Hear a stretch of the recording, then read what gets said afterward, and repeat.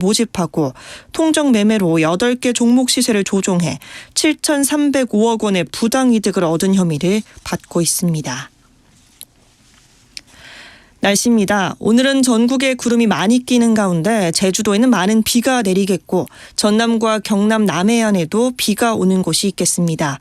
늦은 오후부터는 기층이 불안정해져 중부 내륙과 호남 서부 지역 곳곳에 소나기가 내리겠습니다. 내일은 전국이 점차 맑아지겠지만 제주도에는 아침까지 비가 내리겠습니다. KBS 1라디오 5시 뉴스를 마칩니다. 지금까지 아나운서 홍주연이었습니다. KBS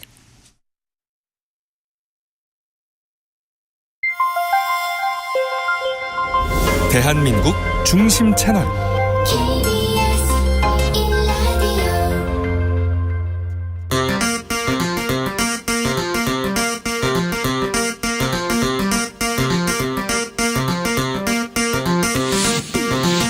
주진우 라이브.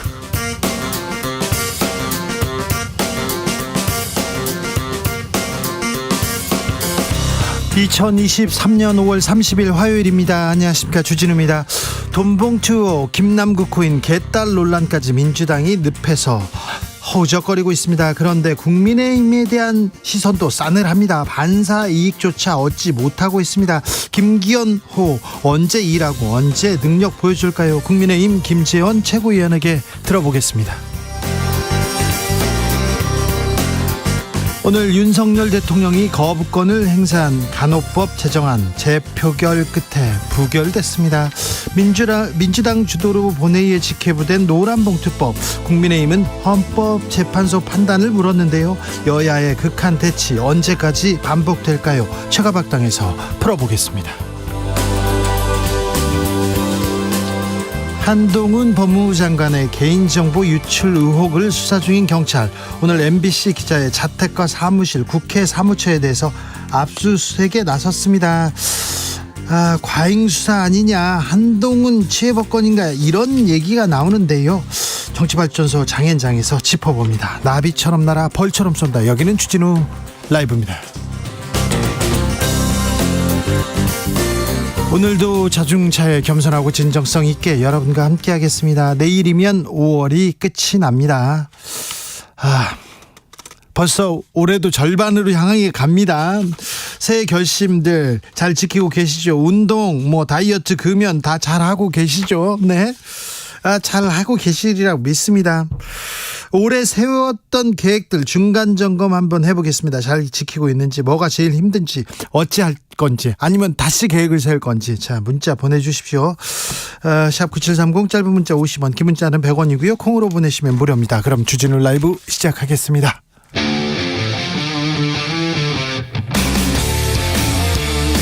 탐사보도 외길 인생 20년. 주 기자가 제일 싫어하는 것은?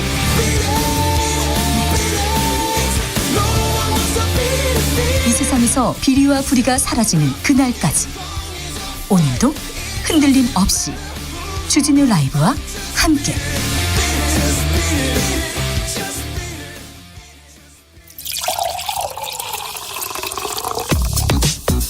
진짜 중요한 뉴스만 쭉 뽑아냈습니다. 슈스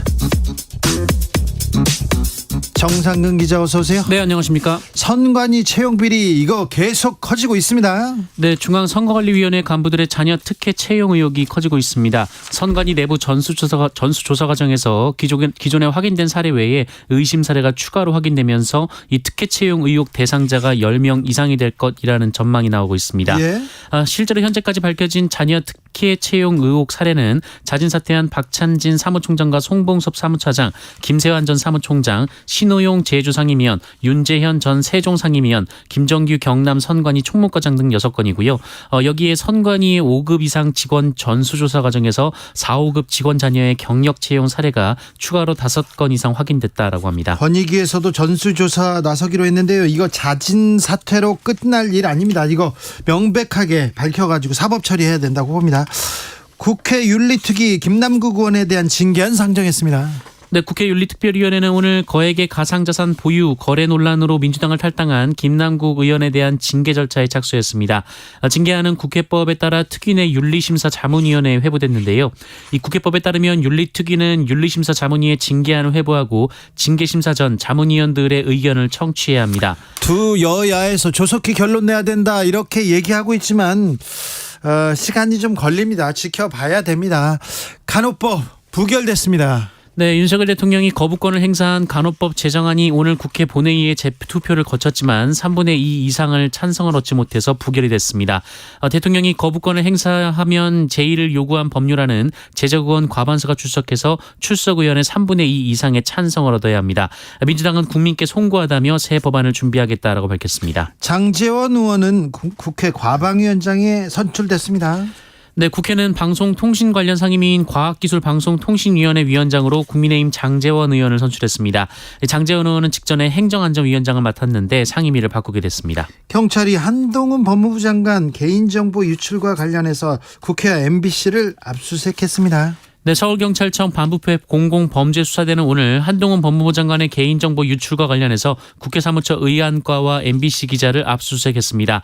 특히 MBC 기자는 휴대전화를 압수하고 주거지와 차량도 압수수색을 했고요. MBC 사옥 내에 해당 기자 소속 부서 사무실도 압수수색을 시도했습니다. 이 기자는 바이든 날리면 그 보도를 했던 기자라고 합니다. 이건 어떤 내용인지 잠시 후에 저희가 시간을 가지고 자세히 분석합니다. 한상혁 방송통신위원장 면직이 초읽기에 들어갔습니다. 네, 윤석열 대통령이 이르면 오늘 한상혁 방송통신위원장을 면직할 것이다라는 보도가 나왔습니다. 인사혁신처는 지난주 한상혁 위원장에 대한 청문조서와 의견서를 대통령실로 송부했는데요. 윤석열 대통령은 이를 종합적으로 검토한 뒤 면직 여부를 최종 결정하게 됩니다. 네. 다만 한상혁 위원장이 면직 처분에 불복해서 집행정지 가처분을 내고 행정소송을 제기할 경우 오는 7월 임기 만료 이후에도 법정 공방을 이어갈 가능성이 있습니다. 7월이 임기가 끝나는데 왜 서둘러서 이렇게 지금 법적으로 좀 문제가 있지 않느냐, 아직 법적인 판단을 받지 않은 상태잖아요, 한상혁 위원장이. 그래서 왜 이렇게 서두르지, 이런 얘기는 있습니다. 네, 한편 윤석열 대통령은 취임 직후부터 문재인 정부에서 임명된 한상혁 위원장과 전현희 국민권익위원장을 국무회의 참석 대상에서 제외하고 업무보고도 서면으로만 받아온 바 있습니다. 대통령실 관계자는 언론과의 인터뷰에서 이 새로운 방통위원장은 8월부터 바로 임기를 시작할 수 있어야 한다라고 밝혔는데요. 이에 따르면 다음 달, 즉 조만간 인선이 발표가 될 것으로 보입니다. 또 검사 출신이 온다 이런 얘기도 하고요. MB 정부에서 언론 장악에 앞장섰던 사람이 될 것이다 이런 얘기도 있는데 누가 되는지 좀 지켜보시죠. 올 하반기는 언론계는 매우 뜨거운 이슈로 계속될 것 같습니다. 노무현 전 대통령의 명예를 훼손한 혐의로 재판을 받고 있는 정진석 전 국민의힘 비대위원장 혐의를 부인했습니다. 네, 고 노무현 전 대통령의 죽음이 부부싸움 때문이라는 취지의 주장을 SNS에 올렸다가 명예훼손 혐의로 고소당한 정진석 의원과 관련된 첫 재판이 오늘 열렸습니다. 정진석 의원은 당시 노무현의 자살이 이명박 때문이냐라면서 부인 권양숙 씨와 아들이 박연차 씨로부터 수백만 달러의 금품 뇌물을 받은 혐의로 검찰 조사를 받은 뒤 부부싸움 끝에 권양숙 씨는 가출하고 혼자 남은 노무현 대통령이 스스로 목숨을 끊은 사건이라고 주장했습니다. 이후 노무현 전 대통령의 아들 건호 씨 등 유족이 정진석 의원을 고소했는데요. 검찰은 벌금 500만 원의 약식 기소를 했으나 법원이 이 사건을 정식 재판에 회부했습니다. 오늘 정진석 의원 또 다른 얘기를 합니다. 네, 정진석 의원은 재판 후 기자들과 만난 자리에서 당시 박원순 서울시장이 이명박 전 대통령의 정치보복으로 노무현 전 대통령이 죽었다고 주장해서 그 주장을 받아들일 수 없어서 한 말일 뿐 유족의 명예를 훼손할 의도는 없었다라고 주장했습니다. 여기서도 박원순 전 시장 탓을 하고요. 비방할 의도도 없었고 상처 주려는 것 아니다 이렇게 얘기했는데 의원님의 비방으로 상처받았어요. 가족이 상처받고 고소한 겁니다. 국내 청소년 인구가 계속 줄어들고 있습니다. 총 인구의 15%밖에 안 된다는 보고가 나왔습니다. 네, 여성가족부 통계에 따르면 9세에서 24세까지의 청소년 인구가 저출생의 여파로 올해 전체 인구의 15.3%까지 줄어든 것으로 나타났습니다. 40년 전까지만 해도 청소년 인구는 전체 인구의 37%였는데요. 앞으로 40년 뒤에는 10%까지 떨어질 것으로 예측이 됐습니다. 이 청소년들의 행복도도 낮았는데요. 이 중고등학생 10명 중 4명이 스트레스를 느끼고 있으며 10명 중 3명은 최근 1년 내에 우울감을 경험한 것으로 나타났습니다. 자지도 못하고 쉬지도 못하고 놀지도 못하고 그러니까 우울하고 행복하지 않다고 생각하는 거죠. 네, 고등학생 절반 이상은 수면 시간이 6시간도 되지 않았고요. 이 청소년 사망 원인 1위는 11년째 자살이었고 2021년 청소년 10만 명당 11.7명이 그 이유로 숨졌습니다. 전 세계에서 압도적으로 1위를 달리고 있습니다. 이런 부분에선 일이 안 해도 되는데 좀 이런 부분 신경 써주셔야 되는데 참 안타깝습니다. 또 이 의료 체계 얘기 또 나옵니다. 응급실을 찾지 못해서 환자가 숨지는 사건 또 발생했습니다. 네, 교통사고를 당한 70대 남성을 119 구급대가 출동해서 구조했으나 응급수술이 가능한 병원 중환자실을 찾다가 2시간여 만에 숨지는 사고가 발생했습니다. 오늘 새벽 0시 30분쯤 용인시 처인구에서 벌어진 일인데요. 50대 A씨가 모는 차량이 후진 중에 도로 갓길 쪽에 있던 70대 B씨를 쳤는데 사고 차량은 음주나 신호위반 등 다른 법규 미준수 사항은 발견되지 않았습니다. 당시 신고를 받고 출동한 119 구급대원들은 10분 만에 B씨를 구조해서 인근 대형 병원 3곳에 이송 여부를 문의했으나 이 중환자 병상 부족으로 수용 불가 판정을 받았습니다. 이어 수원과 안산 등으로 지역을 넓혀서 8곳의 대형 병원에 문의했으나 이 병상을 찾지 못했고요. 이 사고 발생 1시간 20분이 지나서야 의정부 지역의 병원에서 수용이 가능하다라는 통보를 받았지만 기상 상황 때문에 헬기 이송이 불가능해 구급차로 이송하던 중 고인이 사망했습니다. 응급 환자가 병원을 찾지 못해서 의사를 찾지 못해서 사망하는 사건이 계속되고 있습니다. 이렇게 중요한 일인데 이렇게 중요한 뉴스가 계속되고 있는데 어디 하나 좀 해결책, 대책이라도 좀 신용이라도 좀 냈으면 좋겠는데 뭐 하고 계신지 좀 답답합니다. 주스 정상근 기자 함께했습니다. 감사합니다. 고맙습니다. 벌써 5월도 끝이 납니다. 새로웠던 결심 잘 지키고 계신지 중간 점검해 보겠습니다. 4831님 원래 계획은요 좀 고치고 수정하는 거 아닙니까? 그래도 조금 늦어지거나 틀어지더라도 큰 틀은 좀 지키려고 합니다. 얘기하셨고요. 7678님 60세에 세운 버킷리스트 중 하나였던 한라산 백록담 등반 보름 전에 다녀왔습니다. 아이고 훌륭하십니다. 4651님께서 올해부터 꼭 지키자며 신랑과 손가락 걸고 약속했습니다. 양가 부모님 댁을 집안 행사 빼고 한 달에 한 번이라도 꼭 가자고 했는데 지금까지 잘 지키고 있습니다. 찾아뵙는 게 효도라 생각하고 더 횟수를 늘리자고 어제 얘기했습니다. 아이고 참 훌륭하십니다. 네, 훌륭하신 집안이네. 손가락 걸고 이런 걸 가지고 좀 맹세해야 되는데 훌륭하십니다. 한 교수님 새들처럼 가볍게 살고 싶어서요. 다이어트를 시작했지만 번번이 실패합니다. 다이어트가 너무너무 힘들어요. 이게 힘들어요. 네. 다른 사람도 다 힘들어 하니까 걱정하지 마세요. 네. 본인만 힘든 거 아닙니다.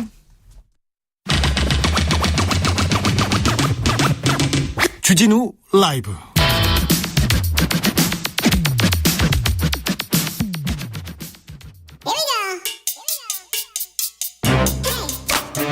뉴스를 향한 진지한 고민, 기자들의 수다. 라이브 기자실을 찾은 오늘의 기자는 은지옥이요. 시사인 김은지입니다. 오늘 준비한 첫 번째 뉴스부터 가보겠습니다. 네, 북일 관계에 관심이 쏠리고 있습니다. 심상치 않습니다. 일본과 북한의 관계가 말입니다. 네, 분위기 시작은 일본에서부터 나왔는데요. 기시다 총리가 지난 27일 도쿄에서 한 집회에 참여해서 이렇게 이야기했는데요. 북일 정상회담 조기 실현을 위한 북한과의 고위급 협의를 원한다라고 말했습니다. 네. 한미일 공조가 강화되면서 북중러 대결 모드가 강해지는 게 아니냐 이런 이야기가 나왔었는데요. 그런데 북한도 바로 맞장구를 칩니다. 네, 그렇습니다. 이틀 후에 북한에서도 성명이 나왔는데요. 두 나라가 서로 만나지 못할 이유가 없다라는 식의 이야기를 했습니다. 네. 조금은 급이 낮은 이제 사관급이긴 한데요. 박상길 북한 외무성 부상이 조선중앙통신에 공개한 담화인데 물론 조건은 있습니다. 만일 일본이 과거에 얽매이지 않고 변화된 국제적 흐름과 시대에 걸맞게 서로를 있는 그대로 인정하는 대국적 자세에서 새로운 결단을 내리고 관계 개선의 출로를 모색하려 한다면 이라는 북한도 건데요. 긍정적인 신호를 긍정적으로 일단 대화에 임하겠다 여기까지 왔어요. 그런데 주목할 것이 북한이요. 군사 정찰 위성 발사 계획을 일본한테 먼저 알려줍니다. 네, 북한이 이제 내일부터 다음 달 10일 사이에 발사하겠다라고 일본 해상보안청에다가 통보하기도 했다라고 하고요. 뿐만 아니라 북한의 메시지에 대해서 다시금 기시다 총리가 화답을 했는데 그 총리 관저에서 기자들과 만나서 일본인 납북자 문제 해결을 위해서 김 위원장과 직접 마주하는 각오로 임한다고 말해왔고 그것을 구체적으로 진행해 나가고 싶다라고 이야기하기도 했습니다. 이런 것들 때문에 아무래도 뭔가 물밑에서 이루어지는 게 있나 하는 생각이 드는 것인데요. 예. 근데 뭐 총리 말대로 납북자 문제가 항상 이렇게 걸려왔잖아요. 네, 그렇습니다. 일본은 1970년대부터 80년대까지 실종된 사람 다수가 북한에 납치됐다. 이렇게 이야기를 한 바가 있는데요. 북한 납치 문제 해결 요구했고 이번에도 처음으로 그런 메시지 냈던 것이 납북자 이제 조기 귀환 문제와 관련돼 있는 시위에서 했던 말이기도 합니다. 해당 문제는 2002년에 이제 고이츠미 총리가 북한을 갔을 때 수면 위로 떠오른 바가 있는데요. 그때 이제 김정일 정상회담에 있었죠. 네, 평양에 가서 김정일 국방위원장과 수교를 하겠다라는 식의 메시지를 내면서 과거사 보상을 약속하기도 했습니다. 그때 고이즈미 주니치로 총리를 따라간 사람이 옆에 배석한 사람이 아베 전 총리였어요. 네, 관방장관이라고 해서 우리로 따지면 대변인이라고 할 수 있는데요. 정부 대변인. 네. 그 자리에 가서 고이즈미와는 좀 다른 방식으로 굉장히 강경하게 이 문제에 대응을 했고요. 그것이 굉장히 이제 그러니까 우파적인 시각이었죠. 예, 시각에서 특히나 이제 인기를 얻기도 했던 것인데요. 뭐 여러모로 이 문제가 그 북일 관계에 굉장히 걸림돌이 됨으로써 좋았다 나빴다 하기도 했었는데 지금도 이 문제가 굉장히 중요한 이슈 중에 하나로 떠오르지 않을까 싶습니다. 이 문제가 어떻게 해결될지 좀 봐야 되겠습니다. 북한과 일본이 대화를 시작한다. 네, 매우 중요한 얘기인데 우리도 북한하고 좀 얘기를 시작해야 될 텐데 북한과 중국은 지금 국경을 열고 계속 교역을 넓혀가고 있는데 우리는 뭘 하고 있는가 이게 조금 걱정이 됩니다. 다음 뉴스 만나볼까요? 네, 외국인 가사노동자 도입이 추진되고 있습니다. 저출생 되게 큰 문제인데요. 저출생 대책으로 서울시에서는 미팅을 주선한다고 하고 있더라고요. 그리고는 계속 서울시도 그렇고 정부도 그렇고 가사도우미 외국인 가사도우미 얘기만 하고 있어요. 하반기에는 도입될 것 같아요. 네, 고용노동부가 이제 우선은 시범 사업을 하겠다라고 밝혔는데요. 시범 사업까지. 네, 이제 물론 전면 도입은 아니고 여러 가지 논쟁과 우려가 있다 보니까 시범적으로 도입하겠다라고 하는 것이긴 한데요. 그 말씀처럼 이러한 정책을 시행하는 배경에는 출생률이 있습니다. 아니 근데 외국인 가사 도우미 들어온다고 해서 출생률이 올라갈까요? 네, 이제 그 부분에 대한 논쟁들이 있는데요. 실제로 이제 앞서 이와 같은 제도를 도입했던 홍콩, 싱가포르, 일본, 대만에서도 인과성이 입증되지 않았다라는 지적들이 나오고 있습니다. 네. 저출생 극복과 여성의 경제활동 참가율 증가 이런 것들은 통계상 유의미한 관계를 찾기 어렵다라고 하는 것인데요. 실제로 해당 아시아 4개 국가의 합계 출생률도 모두 감소하는 추세라고 하고요. 홍콩과 대만은 특히 2020년부터 합계 출생률이 1명 미만으로 떨어졌다라고 합니다. 우리는 세계에서 거의 최하위 수준이기 때문에 뭐라도 해야 되는데 뭐라도 해야 됩니다. 하지만 이게 방법일까 이런 생각은 계속 듭니다. 그런데요, 외국인 가사 도우미 이렇게 들어오지 않습니까? 가사 노동자 임금이 차별적이다. 여기부터 시작해야 돼요. 네, 그렇습니다. 최저임금이 적용되지 않는 싱가포르 사례를 보면요. 가사노동자의 임금이 같은 경우에는 이제 홍콩 노동자 같은 경우에는 4분의 1 수준에 불과하다라고 해서 실제로 좀 저비용이다라는 이야기들을 하고 있는데요. 네. 하지만 빠진 비용들이 꽤 많습니다. 실제 임금이 그렇다라고 보기는 어려운 지점이 있는데요. 임금은 4분의 1이지만 그 밖에 고용안정금, 건강보험, 상해보험, 초과근무수당, 그리고 항공료, 각종 부대 비용을 사용자가 전액 부담해야 되거든요. 아, 그렇습니까? 네, 이제 그렇기 때문에 단순히 이분들의 임금이 싸다라고만 말할 수 없는 지점들이 있어 보이고요. 재벌가에서는 외국인 노동자 도우미로 이렇게 쓰는 경우 많거든요. 그러면서 사생활 보장을 위해서 쓴다 이런 사람들도 있는데 다 이런 게 다 포함되는군요. 네, 이제 홍콩 같은 경우에는 그런데요. 지금 우리 같은 경우에는 가사노동자의 임금 같은 경우에는 내국인과 거의 같다라고 봐야 되는 상황들이 있는데요. 왜냐하면 ILO의 협약 비준국이기 때문입니다. 네. 그래서 쉽게 그렇게 최저임금 이하의 금액들을 줄 수 있는 상황이 아니다라는 지적들이 많이 나오고 있는데요. 네. 서울시 같은 경우에는 월 30% 78만 원에서 76만 원, 싱가포르 가사 도우미 이런 식 이야기를 하고 있는데 오세훈 서울시장이 계속 주장하고 있어요. 네, 현실적으로 이것이 불가능하다라는 이야기들이 많이 나오고 있습니다. 조정훈 그 의원께서 계속해서 이 얘기만 하죠. 네, 그런데 이제 ILO에 따르면 인종, 피부색, 성별, 종교, 출신국에 따른 고용 및 직업상 차별을 금지하고 있기 때문에 이것을 예외로 두는 것이 과연 가능하냐라는 지적들도 꽤 많이 나오고 있습니다. 근데 유럽의 일부 선진국들이 지금 출생률이 높아졌는데 여기서 좀 배워야 되는 거 아닌가 이런 생각도 해요. 네, 결국 돌봄 노동의 문제를 어떤 식으로 사회가 함께 해결해 나가냐라는 문제로 봐야 될 것 같거든요. 네. 그렇다면 단순히 그러한 돌봄 노동을 외국인 노동자한테 외주 주는 방식이 아니라 가정 안에서 남성과 여성이 어떻게 나누는지도 굉장히 중요한 문제이기 때문에 네. 말씀하신 것처럼 유럽 선진국들 같은 경우에는 굉장히 성평등적 가치관이 높은 국가다라는 지점도 같이 봐야 될 것 같습니다. 그러니까요. 네. 성평등 관점에서 좀 푸는 게 좀 맞는 것 같습니다. 예, 게다가 노동시간 단축이라고 하는 이슈도 굉장히 있어 네. 보이고요. 홍콩이나 싱가포르 취재에 가면요. 일요일마다 공원에 나와 있는 가사 도우미들을 봐요. 일요일마다 공원에 수많은 사람들이 모여 있어요. 왜 그런가 이렇게 했는데 저 사람들도 일요일은 쉬는구나. 일요일은 그래서 친구 만나러 나왔구나. 이렇게 생각했는데 가족들이요 집에서 편안하게 쉬려고 잠깐 나가 있으라고 한다 이런 얘기를 또 들어가지고 이것도 아픈 구석이다 이런 생각도 해봤습니다.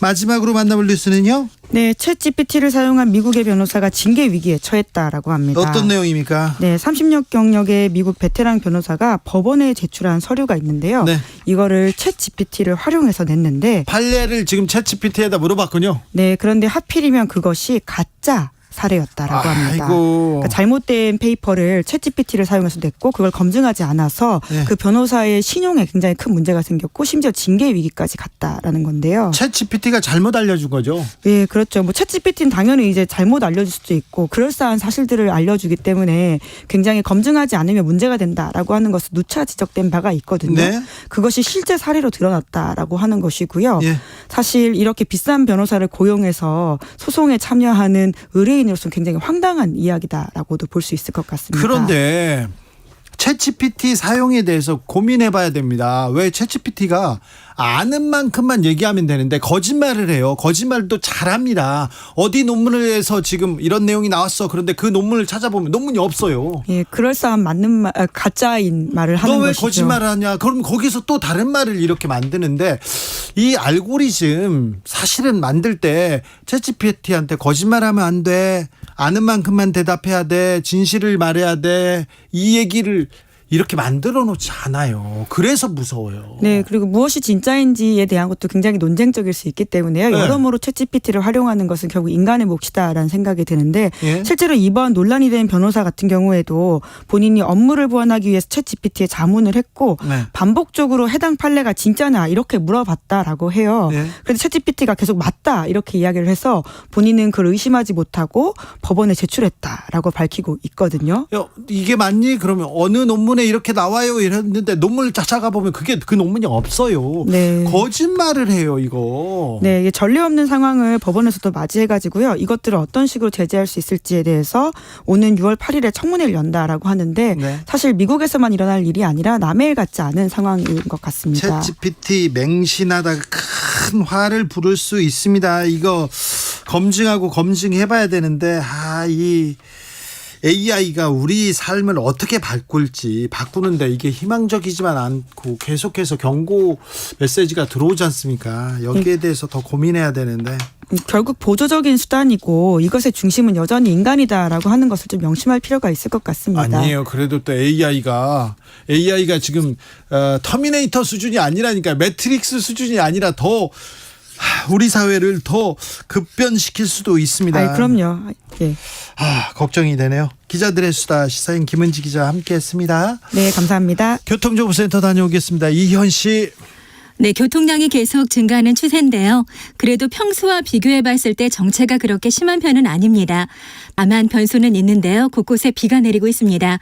영동고속도로 용인 부근 보고 있습니다. 빗길이고요. 정체는 인천 쪽으로 이어지는데요. 양지에서 용인 쪽으로 정체고요. 동수원에서 북수원 쪽으로 막힙니다. 또 부곡에서 동군포까지나 둔대분기점에서 반월터널까지 어렵고요. 월곶 부근에서 속도가 많이 떨어집니다. 평택 시흥고속도로 시흥 쪽으로 가신다면 마도 분기점부터 10km 구간 답답합니다. 서울은 올림픽대로 공항 쪽으로 성수대교로 지나서 사고가 발생했습니다.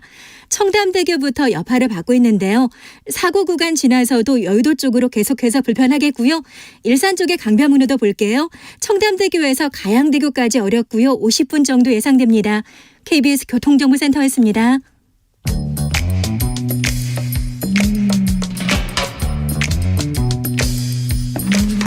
오늘의 정치권 상황 깔끔하게 정리해드립니다. 여당 야당 크로스 최가박과 함께 최가박당. 여야 최고의 파트너입니다. 최영두 국민의힘 의원 오셨습니다. 네, 안녕하십니까. 네, 안녕하세요. 박성준 더불어민주당 의원 오셨습니다. 네, 안녕하세요. 네. 국회 본회의를 열고 간호법 제정안 재투표했습니다. 그런데 예. 부결됐습니다. 이거는 예. 박성준 의원님께서 좀 설명해 주셔야 되겠습니다. 오늘 의원 289명이 투표에 참여해서요.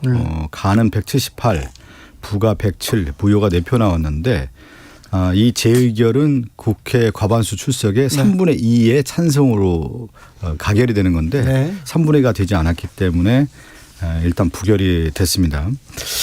좀 설명을 이 쟁점 법안에 대해서는 워낙 얘기가 많이 나와서 좀 간단하게 저희 입장에 좀 설명을 하면 정부가 이제 윤석열 대통령이니까 거부권 행사 이유 5가지를 냈는데 네. 한 2-3가지만 제가 간단히 좀 드리면 간호법은 직역 간 협업을 저해한다 이렇게 주장을 했는데 그러나 간호법에는 간호사와 간호조무사만 규정하고 있을 뿐 다른 직역에 관한 조항 자체가 없습니다. 그러니까 주장이 잘못됐다는 거고 또 정부에서 주장하는 내용 보면 어느 나라에도 없는 의료체계 붕괴법이다 이렇게 얘기했지만 미국이라든가 일본이 간호법을 제정했는데요. 의료체계는 붕괴하지 않았다는 거고 또 이제 요양보호사, 사회복지사 등 일자리 상실이 우려된다 이렇게 얘기했는데 이 요양보호사, 사회복지사에 관한 배치 규정이 간호법에 있지가 않아요. 네.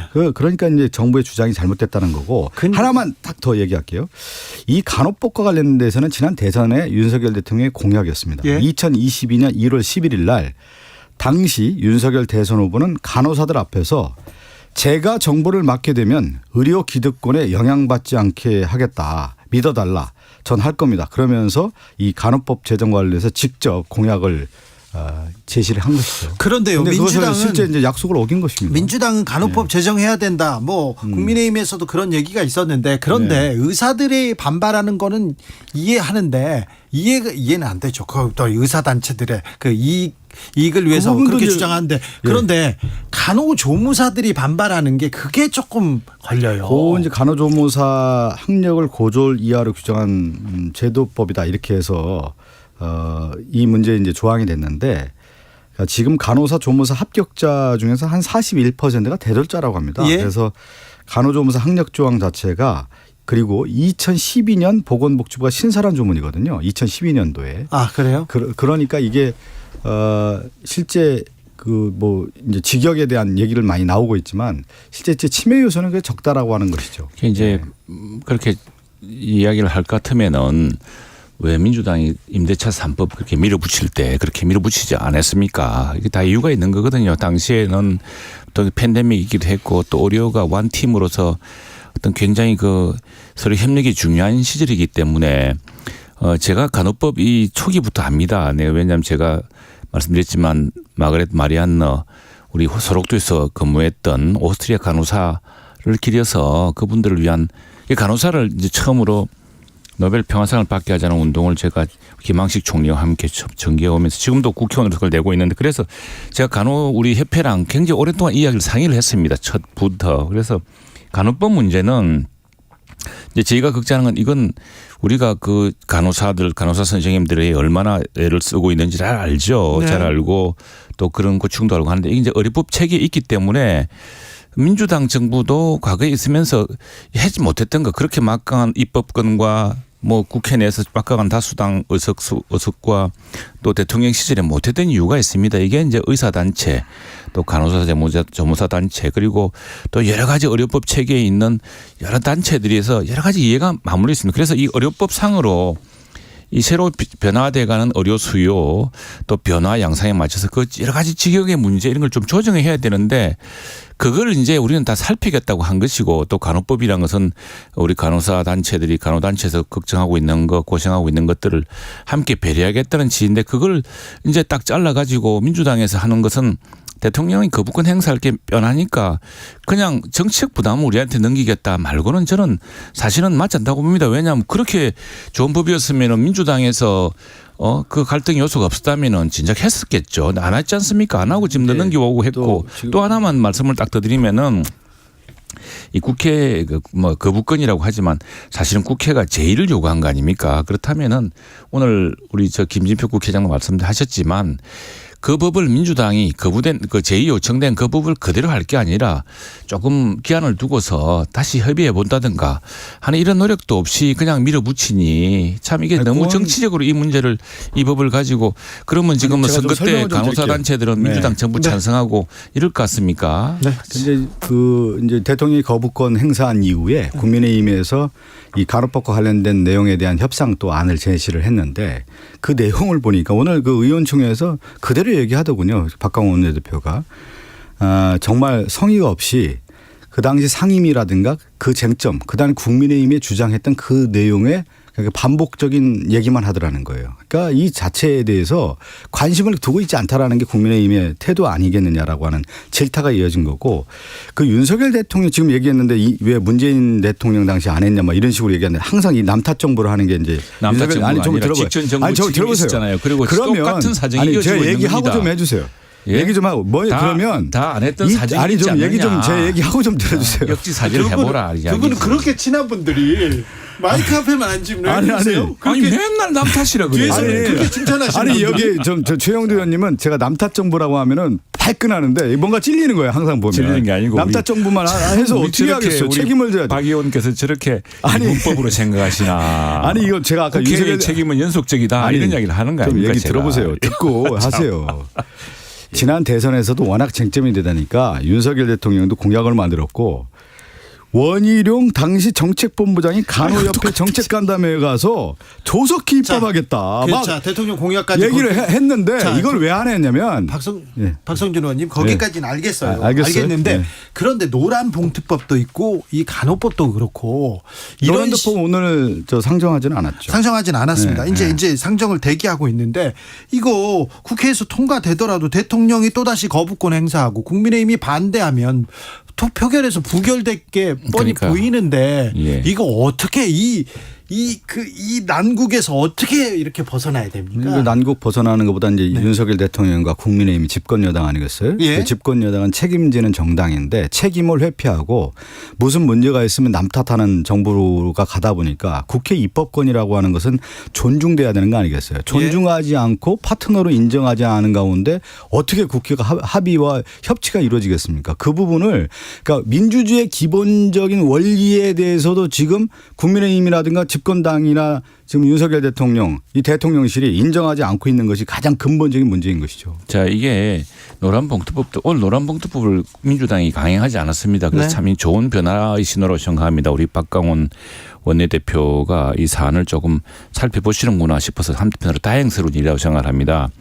이 노란봉투법 역시도 지난 민주당 그 행정부 시절 내내 존재하던 법이었습니다. 정의당이 요구했고 민주노총이 요구했던 법이고 또 이건 근데 손배를 하지 말아달라는 이야기. 이번에는 이제 교섭 범위까지 확 넓히는 바람에 굉장히 그 노사의 어떤 균형이 깨질 수 있지 않냐는 걱정이 많은 법인데 그 부분에 대해서는 이제 우리가 이야기하는 그것이죠.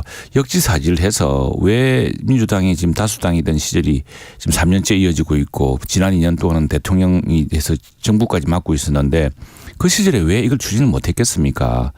큰 후유증이라든가 이런 걱정이 있었기 때문이거든요. 그런데 지금 마치 이게 되풀이하는 방식으로 우리는 인심 쓰고 그러면 정부 여당은 큰 책임이 있으니까 사회 혼란과 갈등을 막기 위해서 그걸 제2여기를 요구하고 그러면 대통령은 독박 쓰고 뭐 이런 구조로 자꾸 이끌고 가시려고 하는데 이렇게 하지 말자. 그런데 그런 의미에서 노란봉투법을 뭐 재부의하지 않았던 것은 상당히 그나마 좀 아니, 이제 숨통이 좀 트이는 것 같습니다. 숨통 트이는 것보다 이제 그 호흡 조절을 하는 것이죠. 왜 호흡 그러냐면 조절하십니까?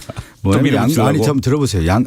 그런 뜻이 아니잖아요. 최영두 의원님 좀긴 호흡을 가지고 아니 했으면 최영두 의원님 너무 호흡이 짧아요. 지금 국민의힘 양곡관리법이라든가 이제 간호법 같은 경우도 지금 보면 거부권 행사하면서 국회 입법권을 무시하고 있지 않습니까? 그렇다고 하면은 노란봉투법, 노조활동 정상화법 관련된 부분에 있어서도 그러면 우리 민주당이라든가 야당 입장에서는 국민에게 좀 더 알리면서 숙성을 할 필요가 있다라고 하는 부분을 어느 정도는 생각한 거예요. 오늘 거부권을 행사할 것이 시기가 있는데 오늘 다시 또 재상정하는 것 자체가 재상정에 상정하는 것 자체가 조금 정치적으로 무리가 있을 수 있으니까 이 부분은 생각한 것이죠. 정치적으로요. 그런 좀 배려가 있으면 좋겠네요. 박성철님께서 민주당 다수석에 여당이던 전 대통령 시절에 진작 할 수 있었던 걸 왜 안 했습니까? 이렇게 안타까운 표하는 분이 있었다는 거 민주당 명심해 주고요.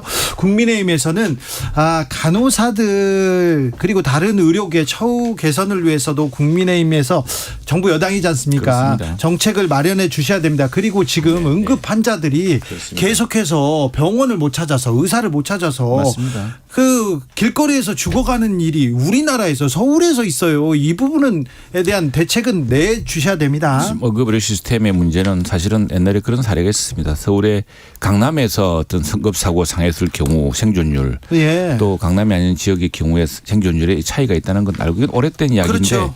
그 응급 시스템을 개선하기 위해서 노력을 해야 되고요. 이런 예. 문제를 좀 노력해야 됩니다. 지금 우리도 지금 의사단체에 이제 더 분명하게 이야기를 할 겁니다. 네네. 그리고 이걸 갈등으로 풀 게 아니라 조정과 해서 의료 개혁에 대해서는 특별히 의사나 뭐 다른 부분에 대해서는 그렇습니다. 국민의힘이 네. 좀 목소리를 더 내셨으면 좋겠습니다. 지금 제가 하나 얘기 들으면 지금 예를 들어서 이제 간호법과 관련된 부분 거부권 했잖아요. 그러면 윤석열 정권에서의 의료 체계라든가 보건의료 정책이라고 하는 부분이 있지 않습니까? 예. 예를 들면 지금 쟁점되는 것들 있지 않습니까? 예를 들면 공공의대라든가 병원의 인력 충원 문제라든가 보건의료 분야라든가 여러 가지 지금 쟁점들이 있잖아요. 국민의 건강권 증진과 관련된 부분. 이런 정책도 제대로 내놨으면 좋겠어요. 그러니까요. 맨날 거부하지 말고 파지티브한 긍정적인 측면에서의 정책을 어떻게 하겠냐라는 걸 내세워야지 맨날 반대만 하면 되겠어 남탓만 하면 되겠어요. 뭘 맨날 반대하고 남탓만 해요. 박 의원이 맨날 그 남탓하고 반대하고 자, 국민의힘이 정책을 주도하는지 의료 개혁을 주도하는지 지켜보겠습니다.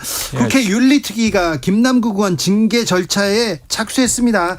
그런데 어떻게 될까요? 좀 시간이 걸리죠. 지금 이제 오늘 이제 특위가 열리지 않았나요? 네, 예. 그 윤리특위위원회에서 이 김남국 의원 관련해서 이제 열린 것으로 알고 있는데 진행 방식을 보니까요 자문위 심의를 거치고 네. 지금 시간이 걸린다는 표현을 했는데 네. 근데 절차적 과정이라는 게 분명히 있잖아요. 예. 그러니까 절차적 과정이라고 하는 것은 결국 제도 안에서의 그 과정을 지켜야 되는 거니까 자문위 심의가 있고 한 달간 자문위 윤리특위 심사가 전체 있습니다. 회의가 있고 네. 또 소위원회 회의 출석 요구 이런 것들이 이제 절차적으로 남아 있는 거기 때문에 근데 그 자문위 제가 내용을 보니까 자문위 출석에 대해서는 강제 출석 조항은 없는 것으로 알고 있습니다. 예. 근데 본인 입장을 설명하기 위해서는 자문위에 요청하면 김남국 의원도 여기에서 응원을 하고 충분히 설명을 해야 되지 않을까 싶습니다. 최영두 의원님. 근데 참 민주당이 언제부터 이렇게 절차와 이걸 정말 이렇게 존중했는지 참 정말 뭐라면 금석지감이랍니까? 그런 격세지감.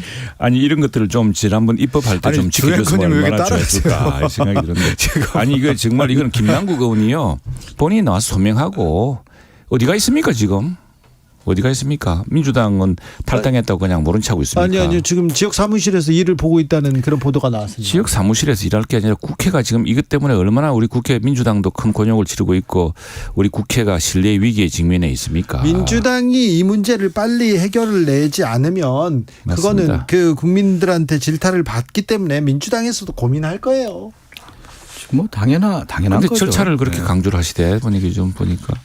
아니 이건 결자 해지예요. 이거는 김남국 의원이 나와서 본인이 소명하든지 잘못하면 잘못했다고 이야기를 하든지 이렇게 해서 실제로 그거는 뭐 이제 탈당을 할 아니 게 왜 아니라 그러냐면 이제 결자 해지에 대한 부분을 뭐 최영도 의원님께서 계속 얘기하는데 당연히 뭐 당사자가 결자 해지하는 건 당연한 건데 지금 진행이 이야기하시니까. 아니 진행이 지금 그렇게 돼 있잖아요. 법적인 절차에서 검찰에서 조사를 하고 있는 단계이고 지금 국회 절차에서 윤리 제소유 있는데 김남국 의원도 뭐 준비를 해야 되지 않겠어요? 관련해서 그러면 그 내용을 준비하고 윤리위에서 충분히 소명하고 그렇게 과정이 남아 있는 건데 지금 무슨 뭘 준비할 게 있습니까? 본인이 했던 그 지금 이른바 내가 요즘 저 블록체인하고 이 코인하는 이 분들 이야기를 들어보니까 지난번에 당장 저 뭡니까 위메이드 회사 그 CEO 말씀이 왜 거래 내역을 공개하지 않지 뭐 거래 내역이라는 게 요즘 블록체인 이거면 그 지갑이든 뭐든 알려주면은 모든 역사가 다 나온다는데. 최영도 예전에 다 나온 쟁점 아닙니까? 그 쟁점 관련해 다시 또 리플레이하면 되겠어요. 본인이 안 하냐 이거예요. 본인이 그걸 왜 그걸 봐주냐 이거예요. 황경희님께서 의원님들 전수조사는 언제 하나요?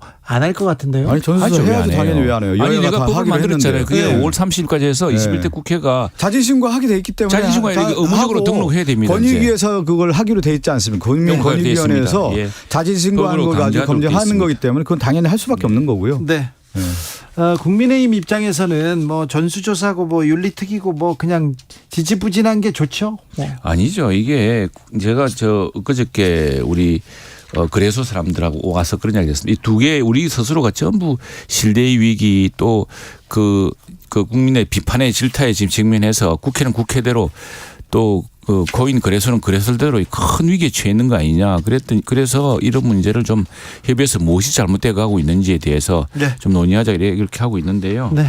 이게 지금 망가지는 것은 국회하고 또 우리 코인 거래 정상적으로 키워야 될 이 혁신의 노력들도 망가지고 또 사람들이 함께 나누어 가져야 될 혁신의 노력 그 블록체인 기술의 진화에 따른 어떤 노력이라든가 또 게임 개발자들의 그 수고에 따른 그런 것들을 이제 선량한 투자자들이 같이 보상받아야 되는데 지금 이것 때문에 막 추락하고 다들 위태롭게 느끼고 있어가지고 다 피해보고 있는 거지 않습니까? 빨리 이 피해가 더 이상 확산되지 않도록 구제받을 수 있도록 하고 그건 잘못된 부분을 쏟아내어서 위험 요소를 확실히 제거하는 데에서 그 해법이 있는 거 아니겠습니까?